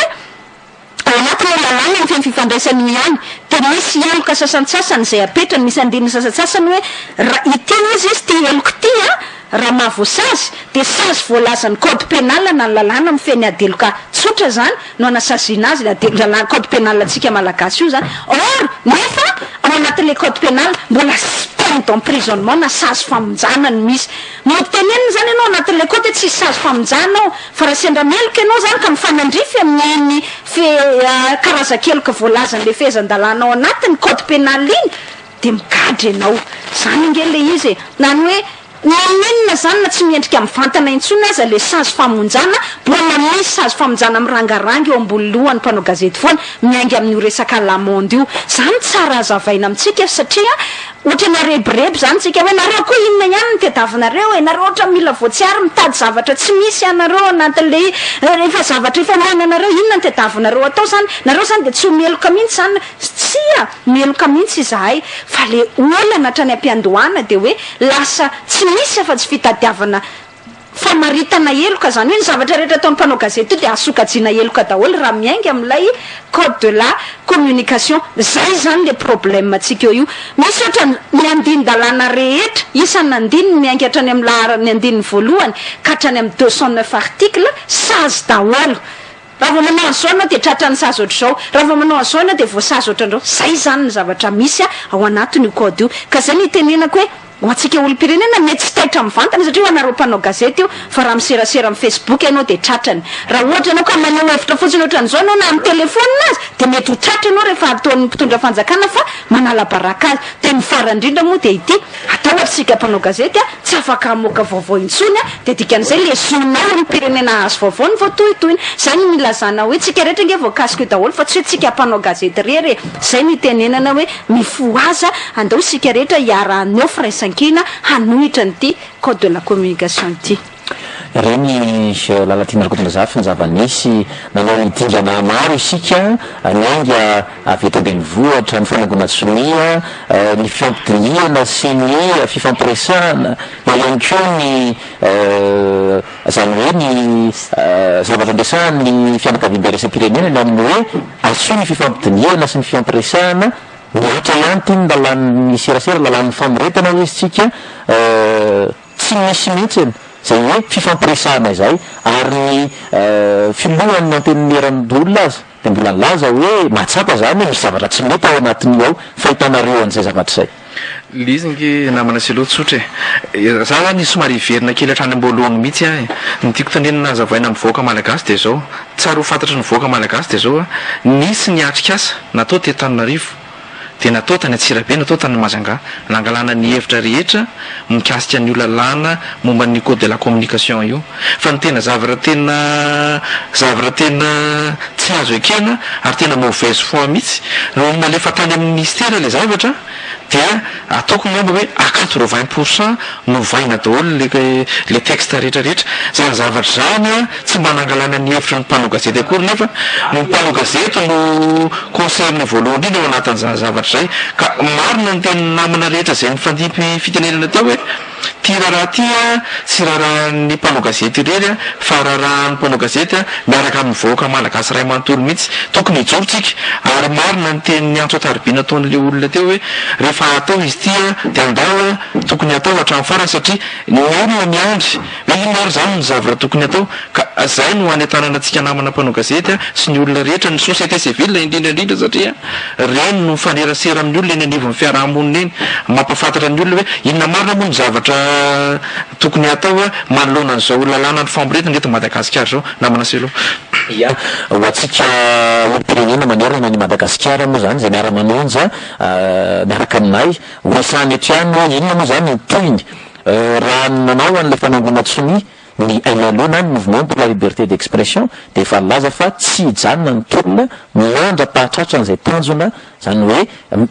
misy valiny zay tolona atao izay horesany eto ihany amin'ny fifaranany ity miara-manonja ity zany amin'ny androany miara-manonja de hitoy foana ny hoe toiny zay etsika izay eto anao tia marakotro namana mpanao gazety ihany koa izay tonga eto amin'ny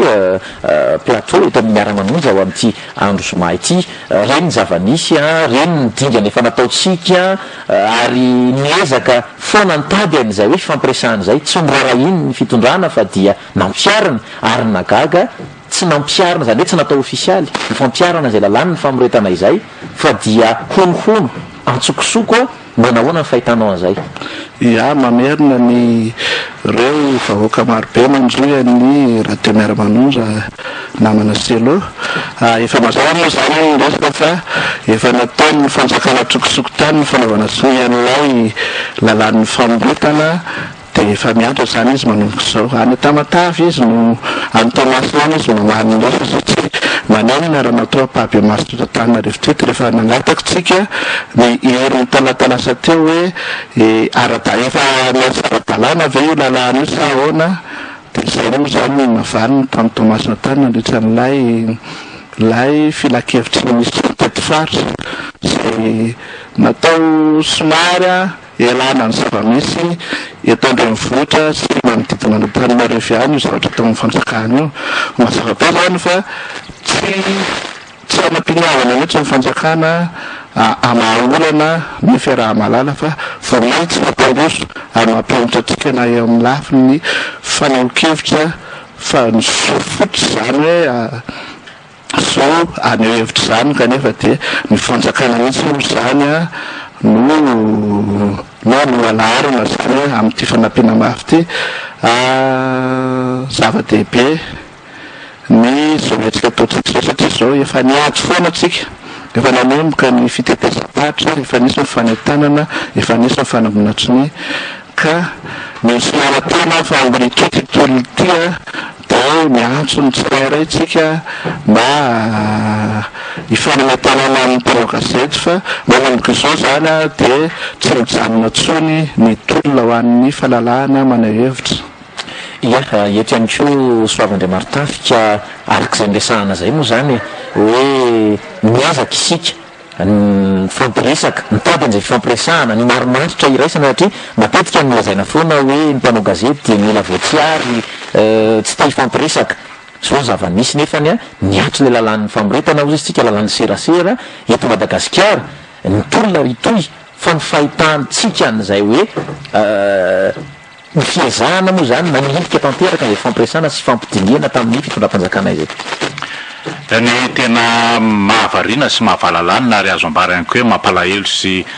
somary matohina ny fody ny fahasahiny ny fitondram-panjakana mametaka ny ambany lanitra eto amin'ity Madagasikara ity satria matetika fanambarana imasom-bahoaka na fanambarana rapomba ofisialy no ataon'ny mpitondra na ny filoham-pirenena io na ny prime ministre io na ny ministra ny anivon'ny gouvernementany na tompona andraikitra hafa maneho fanambarana izay anehoan'izy ireo fa manana finiavana ifampiresaka ifampidinika ary tsy misy olana na trangan-javatra tsy voarindra sy tsy voalamina ao anatin'ny resaka tsy sanatria mila voatsiary araka ny voalaza teo na mietreritra ny hoe tokony ho ny hevitry ny mpanao gazety zato isan-jato no tokony ho hita sorotra ao anatin'izany lalàna izay tokony ho voarindra izany ary tsy mihevitena ihany koa hoe tsy tokony tsy maty manoto eto amin'ity tany sy firenety fa misy toe-tsaina tokony hajaina amin'izao vanim-potoana izao eo amin'ny fifampitondrana ankapobeny ao anatin'izany tontolony fifandraisana sy ny serasera sy amin'ny tontolo mpiarahamonina mihitsy izany raha toka manakihana na maneho tsy fakasitrahana ity lalàna ity isika zany hoe lalàna zay navoaka ho manakiry io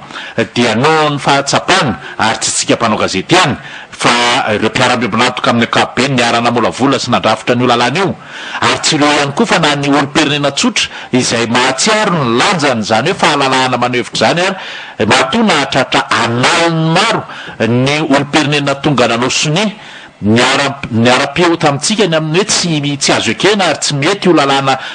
momba ny serasera anaovana famiretana io ny dikan'izay miovatra ny fotony ilay toe-tsaina izay tokony handala izany antsoina hoe fahalalahana maneho hevitra zany ary rehefa miresaka lalàna moa mandrakariva tsy hoe lalàna fanasazina na fanamelohana ny tokony isongadina fa tokony hiverina ihany koa ny hoe inona no tokony ahafahana mampivelatra n'le fiarahamonina inona no tokony ahafahana manome lanja ireo mpisehatra ao anatin'izany tontolony serasera zany mba tsy omezan'ny olona izy raha toka miatrika ny asany tokony isy zany fipetra afahan'ireny mpanao gazety sy mpiserasera isan'ny tokony ireny mivelatra amin'ny fomba isan-karazany ary lalàna ny tokony hiantoka an'izany fanjakana ny tokony ame ny fipetra rehetra takin'izany fa ny mifanohatra amin'izany misy eto Madagasikara ny famoretana trany ny famoretana ihany na hoana no mitrango zany dia alao tsorona fa tsy mahazaka demokrasia mpitondra fanjakana eto amintsika ka tadiavina araka ny fomba rehetra ny irika rehetra zay ahafahana mangeja sy mamatotra ny fanampenambava izany mpanao gazety sy ny fanehonkevitra zany raha tsika mahita ny zava-misy na ny teny mamasina tamin'ny sabotsy teo na re zavatra nitranga tany soamamanina tao anatin'ny vanim-potoana maromaro hatramin'ny omaly na ny miatra amin'ny olo-pirenena sy ny mpisehatra isa tokony eo amin'izay iverina fa tokony hitiavana izy reny na ilana izy reny ny fifampizarana ny hevitra ireny retretreny dia ahitana taratra an'izay tsy fahazakana demokrasia zay tsy fahazakana ny marina maninona ny tsy zaka ny marina nahoana ny tsy zaka ny demokrasia satria tsy manao ny rariny tsy manao ny hitsiny tsy manara-dalàna fa manararaopahefana manao zay fomba rehetra anaovana zay taniny kibona ilay mpitondra fanjakana ka rehefa izany rehetra zany no mitranga dia tsy tokony atao mahagaga raha mienjana ny tady eo amin'ny fandehan-draraha ka tsy io fienjana ny tady io kory ny hoe ahoana raha tapaka io tsy manenina fa mety misy vanim-potoana ahafahana mitaditady vaovao indray mba ahafahana mametraka lamina ao anatin'ny fiainan'ny fiarahamonina fa le fiainam-bahoaka zay voaporitra amina vanim-potoana rehetra mihitsy no tsy rariny sy tsy hitsiny ka zay no mahatonga tsika ho sarotiny hitondra ny raharaha ety amboniny tony onjam-peo itony manentana ny rehetra ny aminy hoe raha mbola mahatsiapy ianao fa misy rariny tokony lalainy eto amin'ity firenena ity raha misy hitsiny tokony omena lanja raha misy fahamarinana tokony asandratra raha misy hevi-bahoaka tokony omena sehatra dia tokony hiverina any amin'ny sehatra zay ny arahana namolavola sy nandrindra ary nandrafitra izany lalàna zany ny rehetra fa tsy mety mihitsy izao amboletra ataony ny fitondram-panjakana ankehitriny izao ia metsika avahana kely aloha zany ny mpiano amin'ny 020 24 644 90 na ihany koa mandefa message amin'ny 034 37 394 94 034 37 zany hoe message mandefa amin'ilay numéro 034 37 394 94 ny afahana miditra mivantana kosa dia ny 020 24 644 90 020 24 644 90 ampatsiahivina antsika zay miditra mivantana moa zany na ihany koa ny amin'ny miara-manonja ho amin'ny ty andro zoma ity ny amin'ny hoe naninona no misy le miara-manonja androany mampafantatra zany ny etsika ho an'ny fahalalana maneho hevitra fa dia hoe miatra lalàna zay misy antso ambadika ao miaraba tompoko salama tompoko ia miaraba tompoko efa mazombe efa tafiditra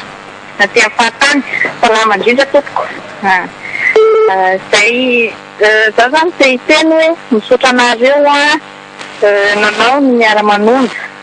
dia ametraka hoe maninona moa taloha tsy tsaka tsy ny radio tsofana ihany nefa navitana maingy reny rehetrarehetra reny ny olona ny fikambanana anankiray na ohatran'izany any amin'ny sisiny any dia maninona raha verina amin'ny andro taloha ohatran'ny tamy taloha hoe anan'ilay vahoaka etianao anatin'ilay vahoaka le tena ampo marina nananandreo olobe atsika taloha reo fotoana ny etianan'izany manko zao zany ampo zany tsika amin'izao lasa ohatran'ny olana manko dia zao le olona le mitarika sy mitondra le ampo marina ry zareo fa ohatran'ny hoe mitarika izy dia misehoseho any aloloha any dia aveo misy manatitra malety misy manetina vola dia tapina aveo le resaka reveo dia le vahoaka zany lasa mahita le sy mitranga miemitra dia kivy nefa rany leo nefa rany foana ho azy le ampo mafianana fonja tao anatiny tao any le olana dia toizo mbola misy fanampiny tapaka sotra tompoko misy message aloha zany tia ny fianaratroa akory miara-manonja ny zavatra tsapanay dia izao fanomezana ny Madagasikara ambongadiny ireo mpanambola sinoa aleva volamena omby nosikely etsy akoatran'izay terena anaiky ireo olo-pirenena ary amidy ambongadiny Madagasikara ampiarina ny fanampenambava ka ny mpanao gazety no taperana voalohany atanteraka ilay zavatra noekeny tavelany tsy manaiky izany tetitra zany izahay fianaratsoa saingy mampalahelo sy mampanontany tena dia ny hoe ity tolona tao Antananarivo ity foana tsy mivoaka ary hita fa tsy mety mahatra ny firaisan-kina mpitola hoany any fianaratsoa ny tenotenena zany dia ny hoe tokony hitoy a zay hetsiky ny mpanao gazety zay la misy antsondreo mba 020 24 644 90 Allo? Ien tompoko. Efa mahazo mitena rehefa tafiditra. Azo atao ny fanitako dia miaraty any zafina fanafadoty azy dia atao ny fanitahana. Rehefa misaotra to. Sotra indrindra message manaraka angamba ezana vakina ihany miaraba ny radio Miara-manonja sy ny vahoaka malagasy onena ny fo ny fanahy manoloana ny zava-misy na ny lalàna ny feny serasera na ny amboleta izay atao manoloana ny olona tsotra sy malemby ary tanora jereo ny taninao jereo no avy ny taranakao mankasitraka raha sika ndray nyantso manaraka ary Be resaka be le miaraba tompoko resaka be le ao. Allo? miaraba tompoko Allo? efa tafiditra anao afaka miresaka Sika mahafantatra fantatritsika tsara. Allo? efa tafiditra anao Fa ny zanaky ny présidente fotoan'izao dia efa tsy eto toerana tsongy. Maninona raha mba anaovana fandahara amin'ireny? Faharoa manaraka an'izany atao inona re vehivavy akaiky ny président reo? Sa ianareo reo nga mifidy présidenty vehivavy? Ka mba tsy ho resaka reny amisaina azy fa tsy mety. Zay fa dia miraro so. sotra indrindra maromaro ny message avy any amin'ny mpiano saingy ezana vakina ihany ngamba ny amin'ny hoe miarabanareo amin'ny miara-manonja tohizo ny tolona fa zahay ao arinanareo foana salama tompoko tsy mba afaka nymosony fa naizanaty zany avy reny ny fanangana natao tamin'ilay faraniny hitatsika eo ny erim-pamoretana voniny zahay salama misy fort dauphin tonga zany aloha ty salama fort dauphin aizy ianareo no vidinay sy mety mbola ho vidina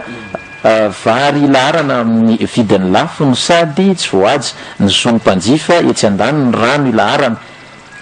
akaiky indray ny fividianana vao fanana laingy zahay ampiarina amboletra ny lalàny ny serasera maromaro message moa zany zay voaray eto misy antsonao mba atsika ngamba miaraba tompoko miaraba tompoko miverina kely fa misy fiasoko teo tamin'le misy mpanao gazety ny telone raha misy mpanao gazety anankiray fatao namoaka vahoaka ohatrany hoe voasazy zany dia hiaraka amoaka toly ny mpanao gazety rehetra ny miaina manjery rehetra zany ohatrany hoe tsy azoko le izy hoe aleo le izy tonga dia ataotsika erana fa tsy ohatr'izay dia raha ohatra zany misy olona anankiray zany zao hoe mpanao Facebook na ampiserasera amin'ny anta telefony fa voasambotra zany dia voasazy dia iny zany tokony erana amin'le izy fa aleo hoe tsy atao an'izay hoe ena mety le hoe mpanao gazety dia miaraka mamoaka daholo rehefa aveo fa miara-miady fa tsy atao akolafilafiny zany le izy taloha erana miady satria miaraka vo daholo ny zavatra io miara edizana le izy fa za ohatra hiteny hoe azatara loatra nyty ady atao ty fa aleo efa velesina mividy mafana amin'izao fotoan'izao satria manahirana be le izy raha etsika dia mitarehetrehetreto foana tery zareo koa manao ny ataony ihany ariam-badika satsika fa narem-pirenena potika eto amintsika eto ny aiza no avy ny taranaka tsara mandiny tsisitsika zao ny miaina amin'izao tsika efa lehibe hita ihany ny fiainatsika fa nitaranaka tsika ao arina reto ka aiza raha ohatra ka ohatra ny somamany io zany zao dia efapolo taona no mena tandrany sinoa io inlinina tsony zany tany ovatany taranaka tsara mandiny firarena dia mba fiatany firenena tsika nefa tena firenena malakarena indrindra raha ny tena resaka reny volamena reny terena hoe io santima fotiny volamena tena 25 kilotra santima fotiny zay mandeha iny fa hatramin'izay efa misy foana volamena navokatoto manakarena malagasy manakarena madagasikara fa masaina eo ambony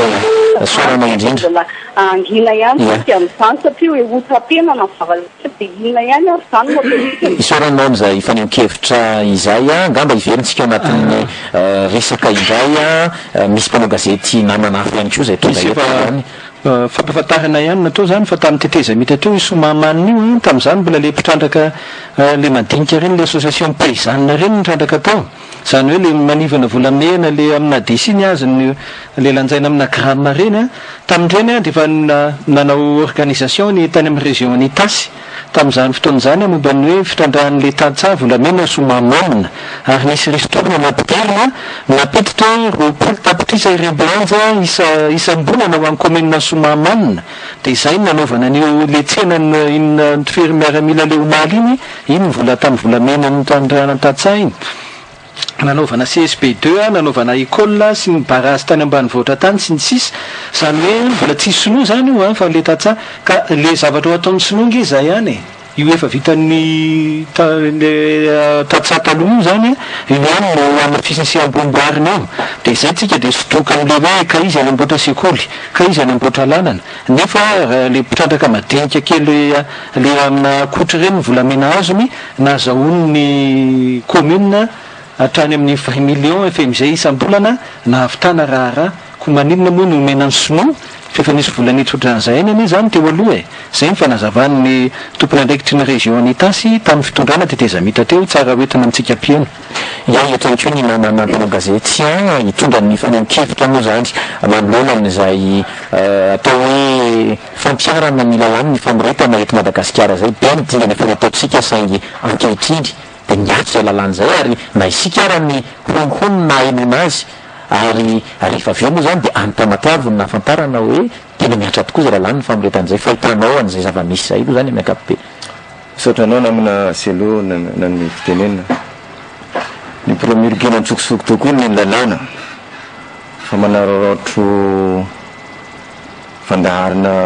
radio Miara-manonja ty ny tenako mba mitondra feo ny namana avy agny avaratra satria mba za avy avaratra eto tsisy olo ataoko finavaratra izy ty eto tsisy olo maneky tampenambava zany tsy vaoaka somanana ihany no azo lazaina hoe fa fitondrana ny agny avaratra koa mivaoaka ny bitiaka zao misy mpitrandraka volamena ny bitiaka zay mahatsatiavany mahatonga ny mpitondra fanjakana mety anampivava atsika mpanao gazety tsy tengo fantatra ny marina ohatra fotsiny zao bitiaka ny tena marina miala fondro fa efa miantso solom-bavambaoaka anankiray ny tenako fa manena vela hotrandrany sinoa ny carrière o bitiaka izay manana taona anjatony volamena ao bitiaka ao il y a plus de 500 tonnes volamena ao bitiaka eo izy hoe atsika tsy manana fitaovana afaka mitrandraka volamena ao bitiaka tsy ampy fitaovana tsy manam-bola nampitaiko tamin'ny mpitrandraka volamena ao bitiaka valeteny misolom-bavambahoaka eo dia namaly mitrandraka volamena koa hoe raha io nataony dadilahy izay any dadilahy le génération taloha tany efa tsisy volamena azo mitrandrana atsika am'izao fotoana zao zany hoe io lova napetrany razambetsika ka raha tsy vitatsika mitrandraka an'io aveloha koa mety zavitsika any koa mety manana moyen hitrandraka io volamena io fa tanindrazana ny hoe amboarina kely lalany omena l'hôpital kely hitrandraka non tsy maneky an'io zay avaratra agny ary eto zay midénonce koa fa misy zanaka mpitondra ambony ambadika io misy mpandara anankiray avy moa ty avy aonso be ambadiky ny mpandara any koa ozala ao ambonimbony ao tsy ao bitiaka rery voamaro zay fa fantatray fa efa nazo contrat de 40 ans sinoa miaraka mpandara anankiray izay tsy tomonina anarany fa 40 ans efa nazo permis d'exploitation zay mahatonga fanjakana tsy tiatsika ary mitady anampibava atsika mpanao gazety ka eto namana avy agnavatra mety miara-manonja amintsika zao rela DSDgo ilangy radio ankoa ambanja atsika tsy tokony maneky tampena ambava fanjakana zany ny vahoaka ary mpitondra fanjakana mandro lafaefalam-bahoaka fa tsisy olo aleky tampianam-bava zany eto ka misaotranao namina viselo ia ny namako mpanao gazety tsy miany ko mbola iresaka analiko amilorana amile madama zany zay niantso teo hoe ianareo mpanao gazety nilaza hoe raha misy fanenjehana mpanao gazety de raha moka ianareo manahoana zany nylompirenena eo zany ny mahatonga amin'ny etsika ho an'ny fahalalana manehoevitra miteny hoe tsy any mpanao gazety irery intsony izao etsika izao iarahantsika rehetra manao zao etsika izao satria naanao maneho hevitra any amin'ny alalan'ireny tambajotra serasera Facebook ireny naana maneho hevitra amin'ny alalan'ny telefona zay ndresahany namana alala tia miaraka teo de samy mety ho tratrany izay nanano ny famoretana izay ka isika rehetra zany samy miara-mihetsika mitaky ny azavoniny zay fahalalana izay ary miantso olom-pirenena rehetra moa zany mba hoe hiambina an'izay fahalalana izay ny mpanao gazety namana torotsiny ia misotranao namana selona ny fitenenana ny tena zava-dozany namana selo sy ny namana mpanao gazety zay eto raha zao zava mitranga misy eto Madagasikara zao nytoy de ataoko angamba fa ndray andro antsika de vohilikatsika Malagasy hoe ndainareo mandeha fa tsy ainareo tsony Madagasikara zava-dozany zany zavatra zany ary zay le tena amiko teo hoe zao areo misy ny mpanao gazety ny tena midenonse ny zavatra tsy mety ataon'ny mpitondra am'izao fotoana zao zao ataon'ny mpitondra fa vomaika fa tsy afaka hiteny ny mpanao gazety de inona zany ny zava hitranga eto Madagasikara eto ka zay mbola manentana ihany ny vahoaka Malagasy zay tonga saina zany iara tolona iara manana ty tolony ty zay tsy ambo hoe vitan'ny mpanao gazety rery ty fa iarahantsika manana ty tolony ty ka hijoratra amin'ny farantsika raha tsy tratra ny tanjona tsy hipetraka mihitsy tsika satria manelingelina mpitondra fanjakantsika amin'le zavatra ataotsika izao satria mitavyn'le mpitondra fanjakana de tsisy angelingelina izy amin'ny zavatra ataony io ka tena manentana antsika vahoaka Malagasy sy ireo olotsotra zany ireo société civile fikambanana ireo le parti politika rehetrarehetra reo tokony hijoro andro fotoana zao tokony hijorono zao zavatra zao satria tena zava-doza raha zao ny zavatra mitoy de tena ngamba ndray andro any tsika tena vohilika tsika Malagasy hoe andaninareo mandeha am'izay toerana misy anareo any fa tsy anareo tsony Madagasikara namana fetra ia efa atao hoe minitra vitsy de vitsy tsy masy Fernand-Selo soavandriamaro tafika Joël Ralay Vohita sy ny namana mpanao gazety rehetra no ananatsika sisy de farana ity miara-manonja ity melon'ny faranan'izay zany de hoe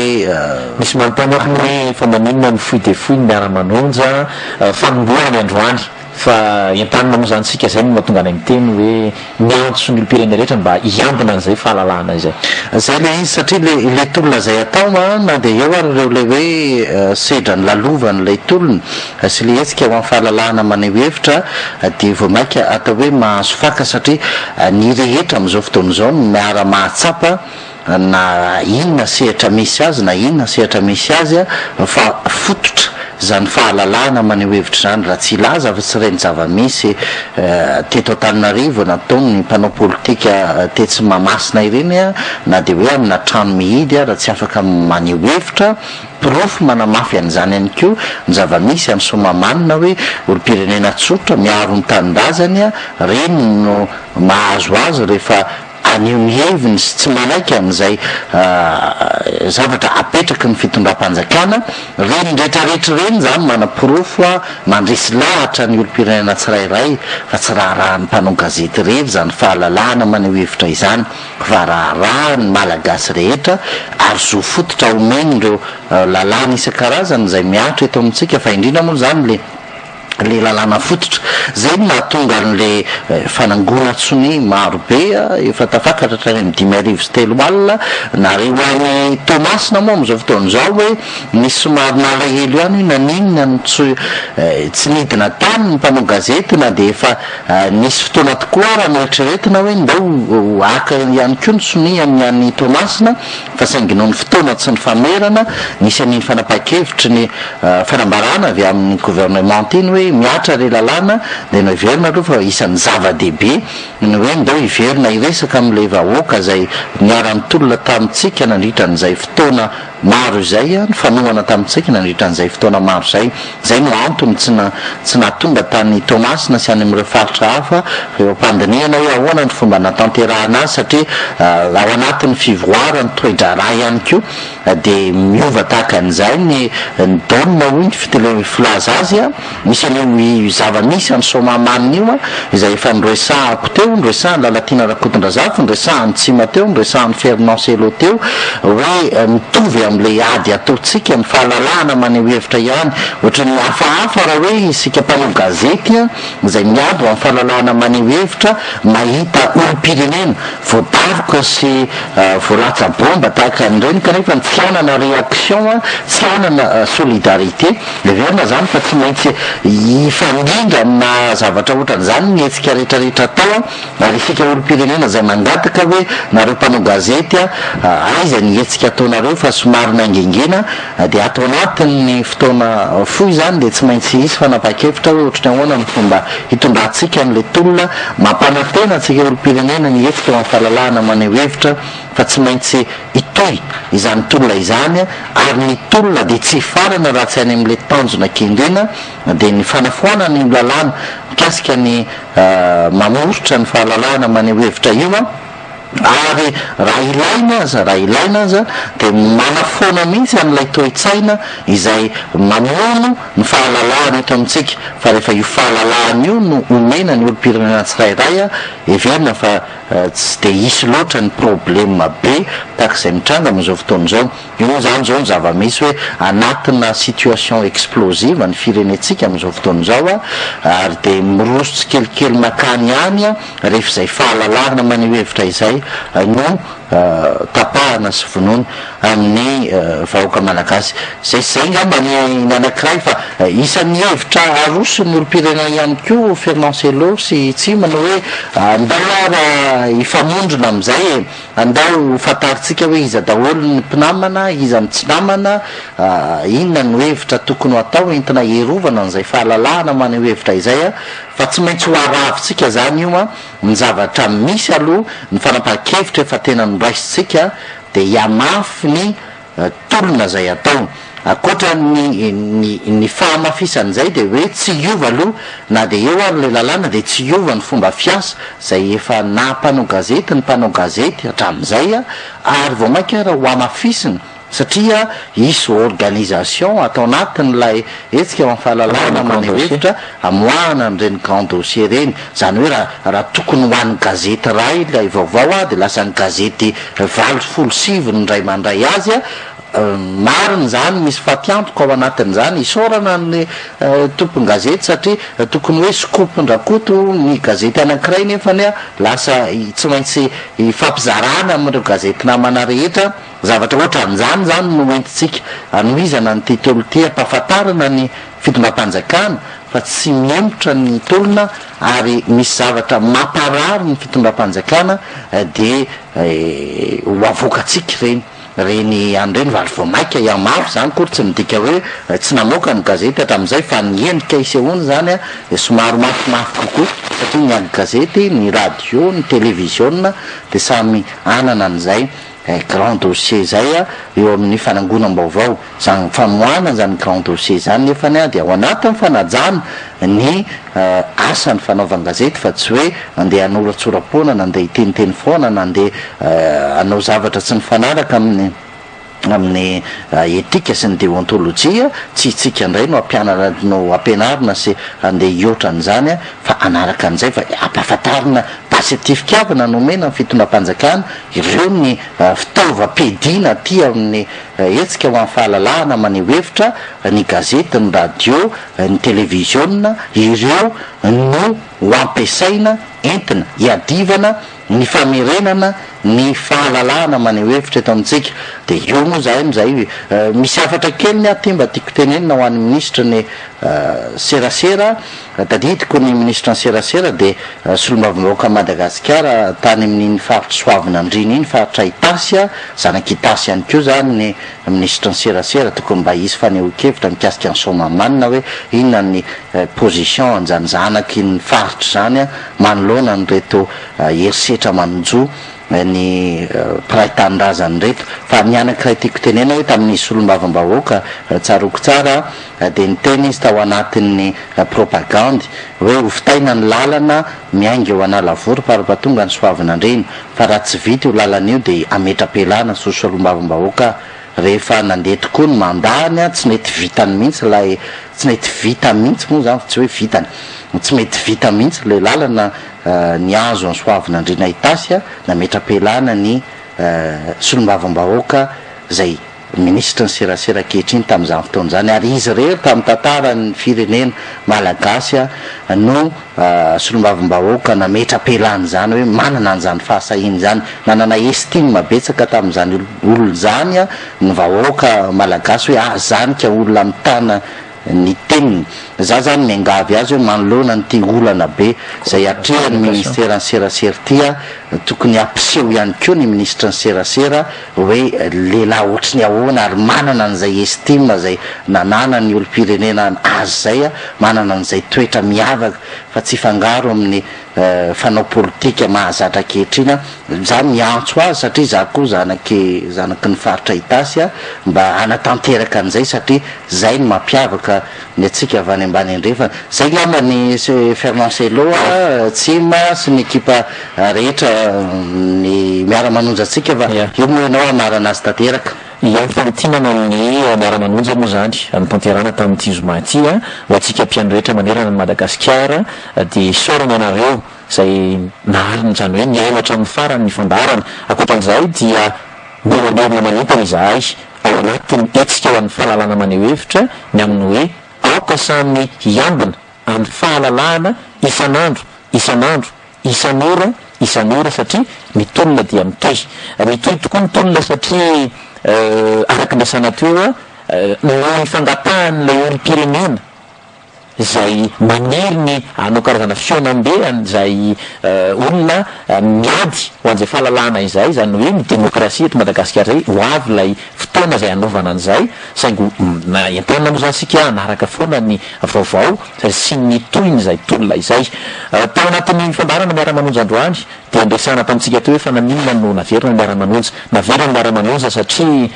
nampafantarina ny olo-pirenena fa dia nampiarina antsokosoko ilay lalany ny famiretana ilay lalany serasera zany na ny fitondram-panjakana ankehitriny azy tsy resy lahatra satria raha tena resy lahatra ny ampiatra zany lalany zany dia natao ofisialy ny fampafantarana zany lalany zany eto madagasikara natao antsokosoko le izy zany hoe misalasala ihany ny ampiatra n'izay lalany zay midiky zay fa tsy ankasitratsika tsy pahatsika marindrano ny fampiarana zany lalany zany eto madagasikara akoatran'izay dia nazavaina teo ihany koa ny ampahany ny amin'ny code de la communication zany hoe ny mahazava-dozany zay code de la communication zay a nazavainy ny namana lalatina ary kotondrazafy teo famy zany dia ny hoe mitonitolona hitony miara-manonja mankasitraka an'ireo radio ravavy rehetra miara-manonja tamin'ity andro zoma ity ary manentana ihany koa isika olo-pirenena mba hiambina hatramin'ny farany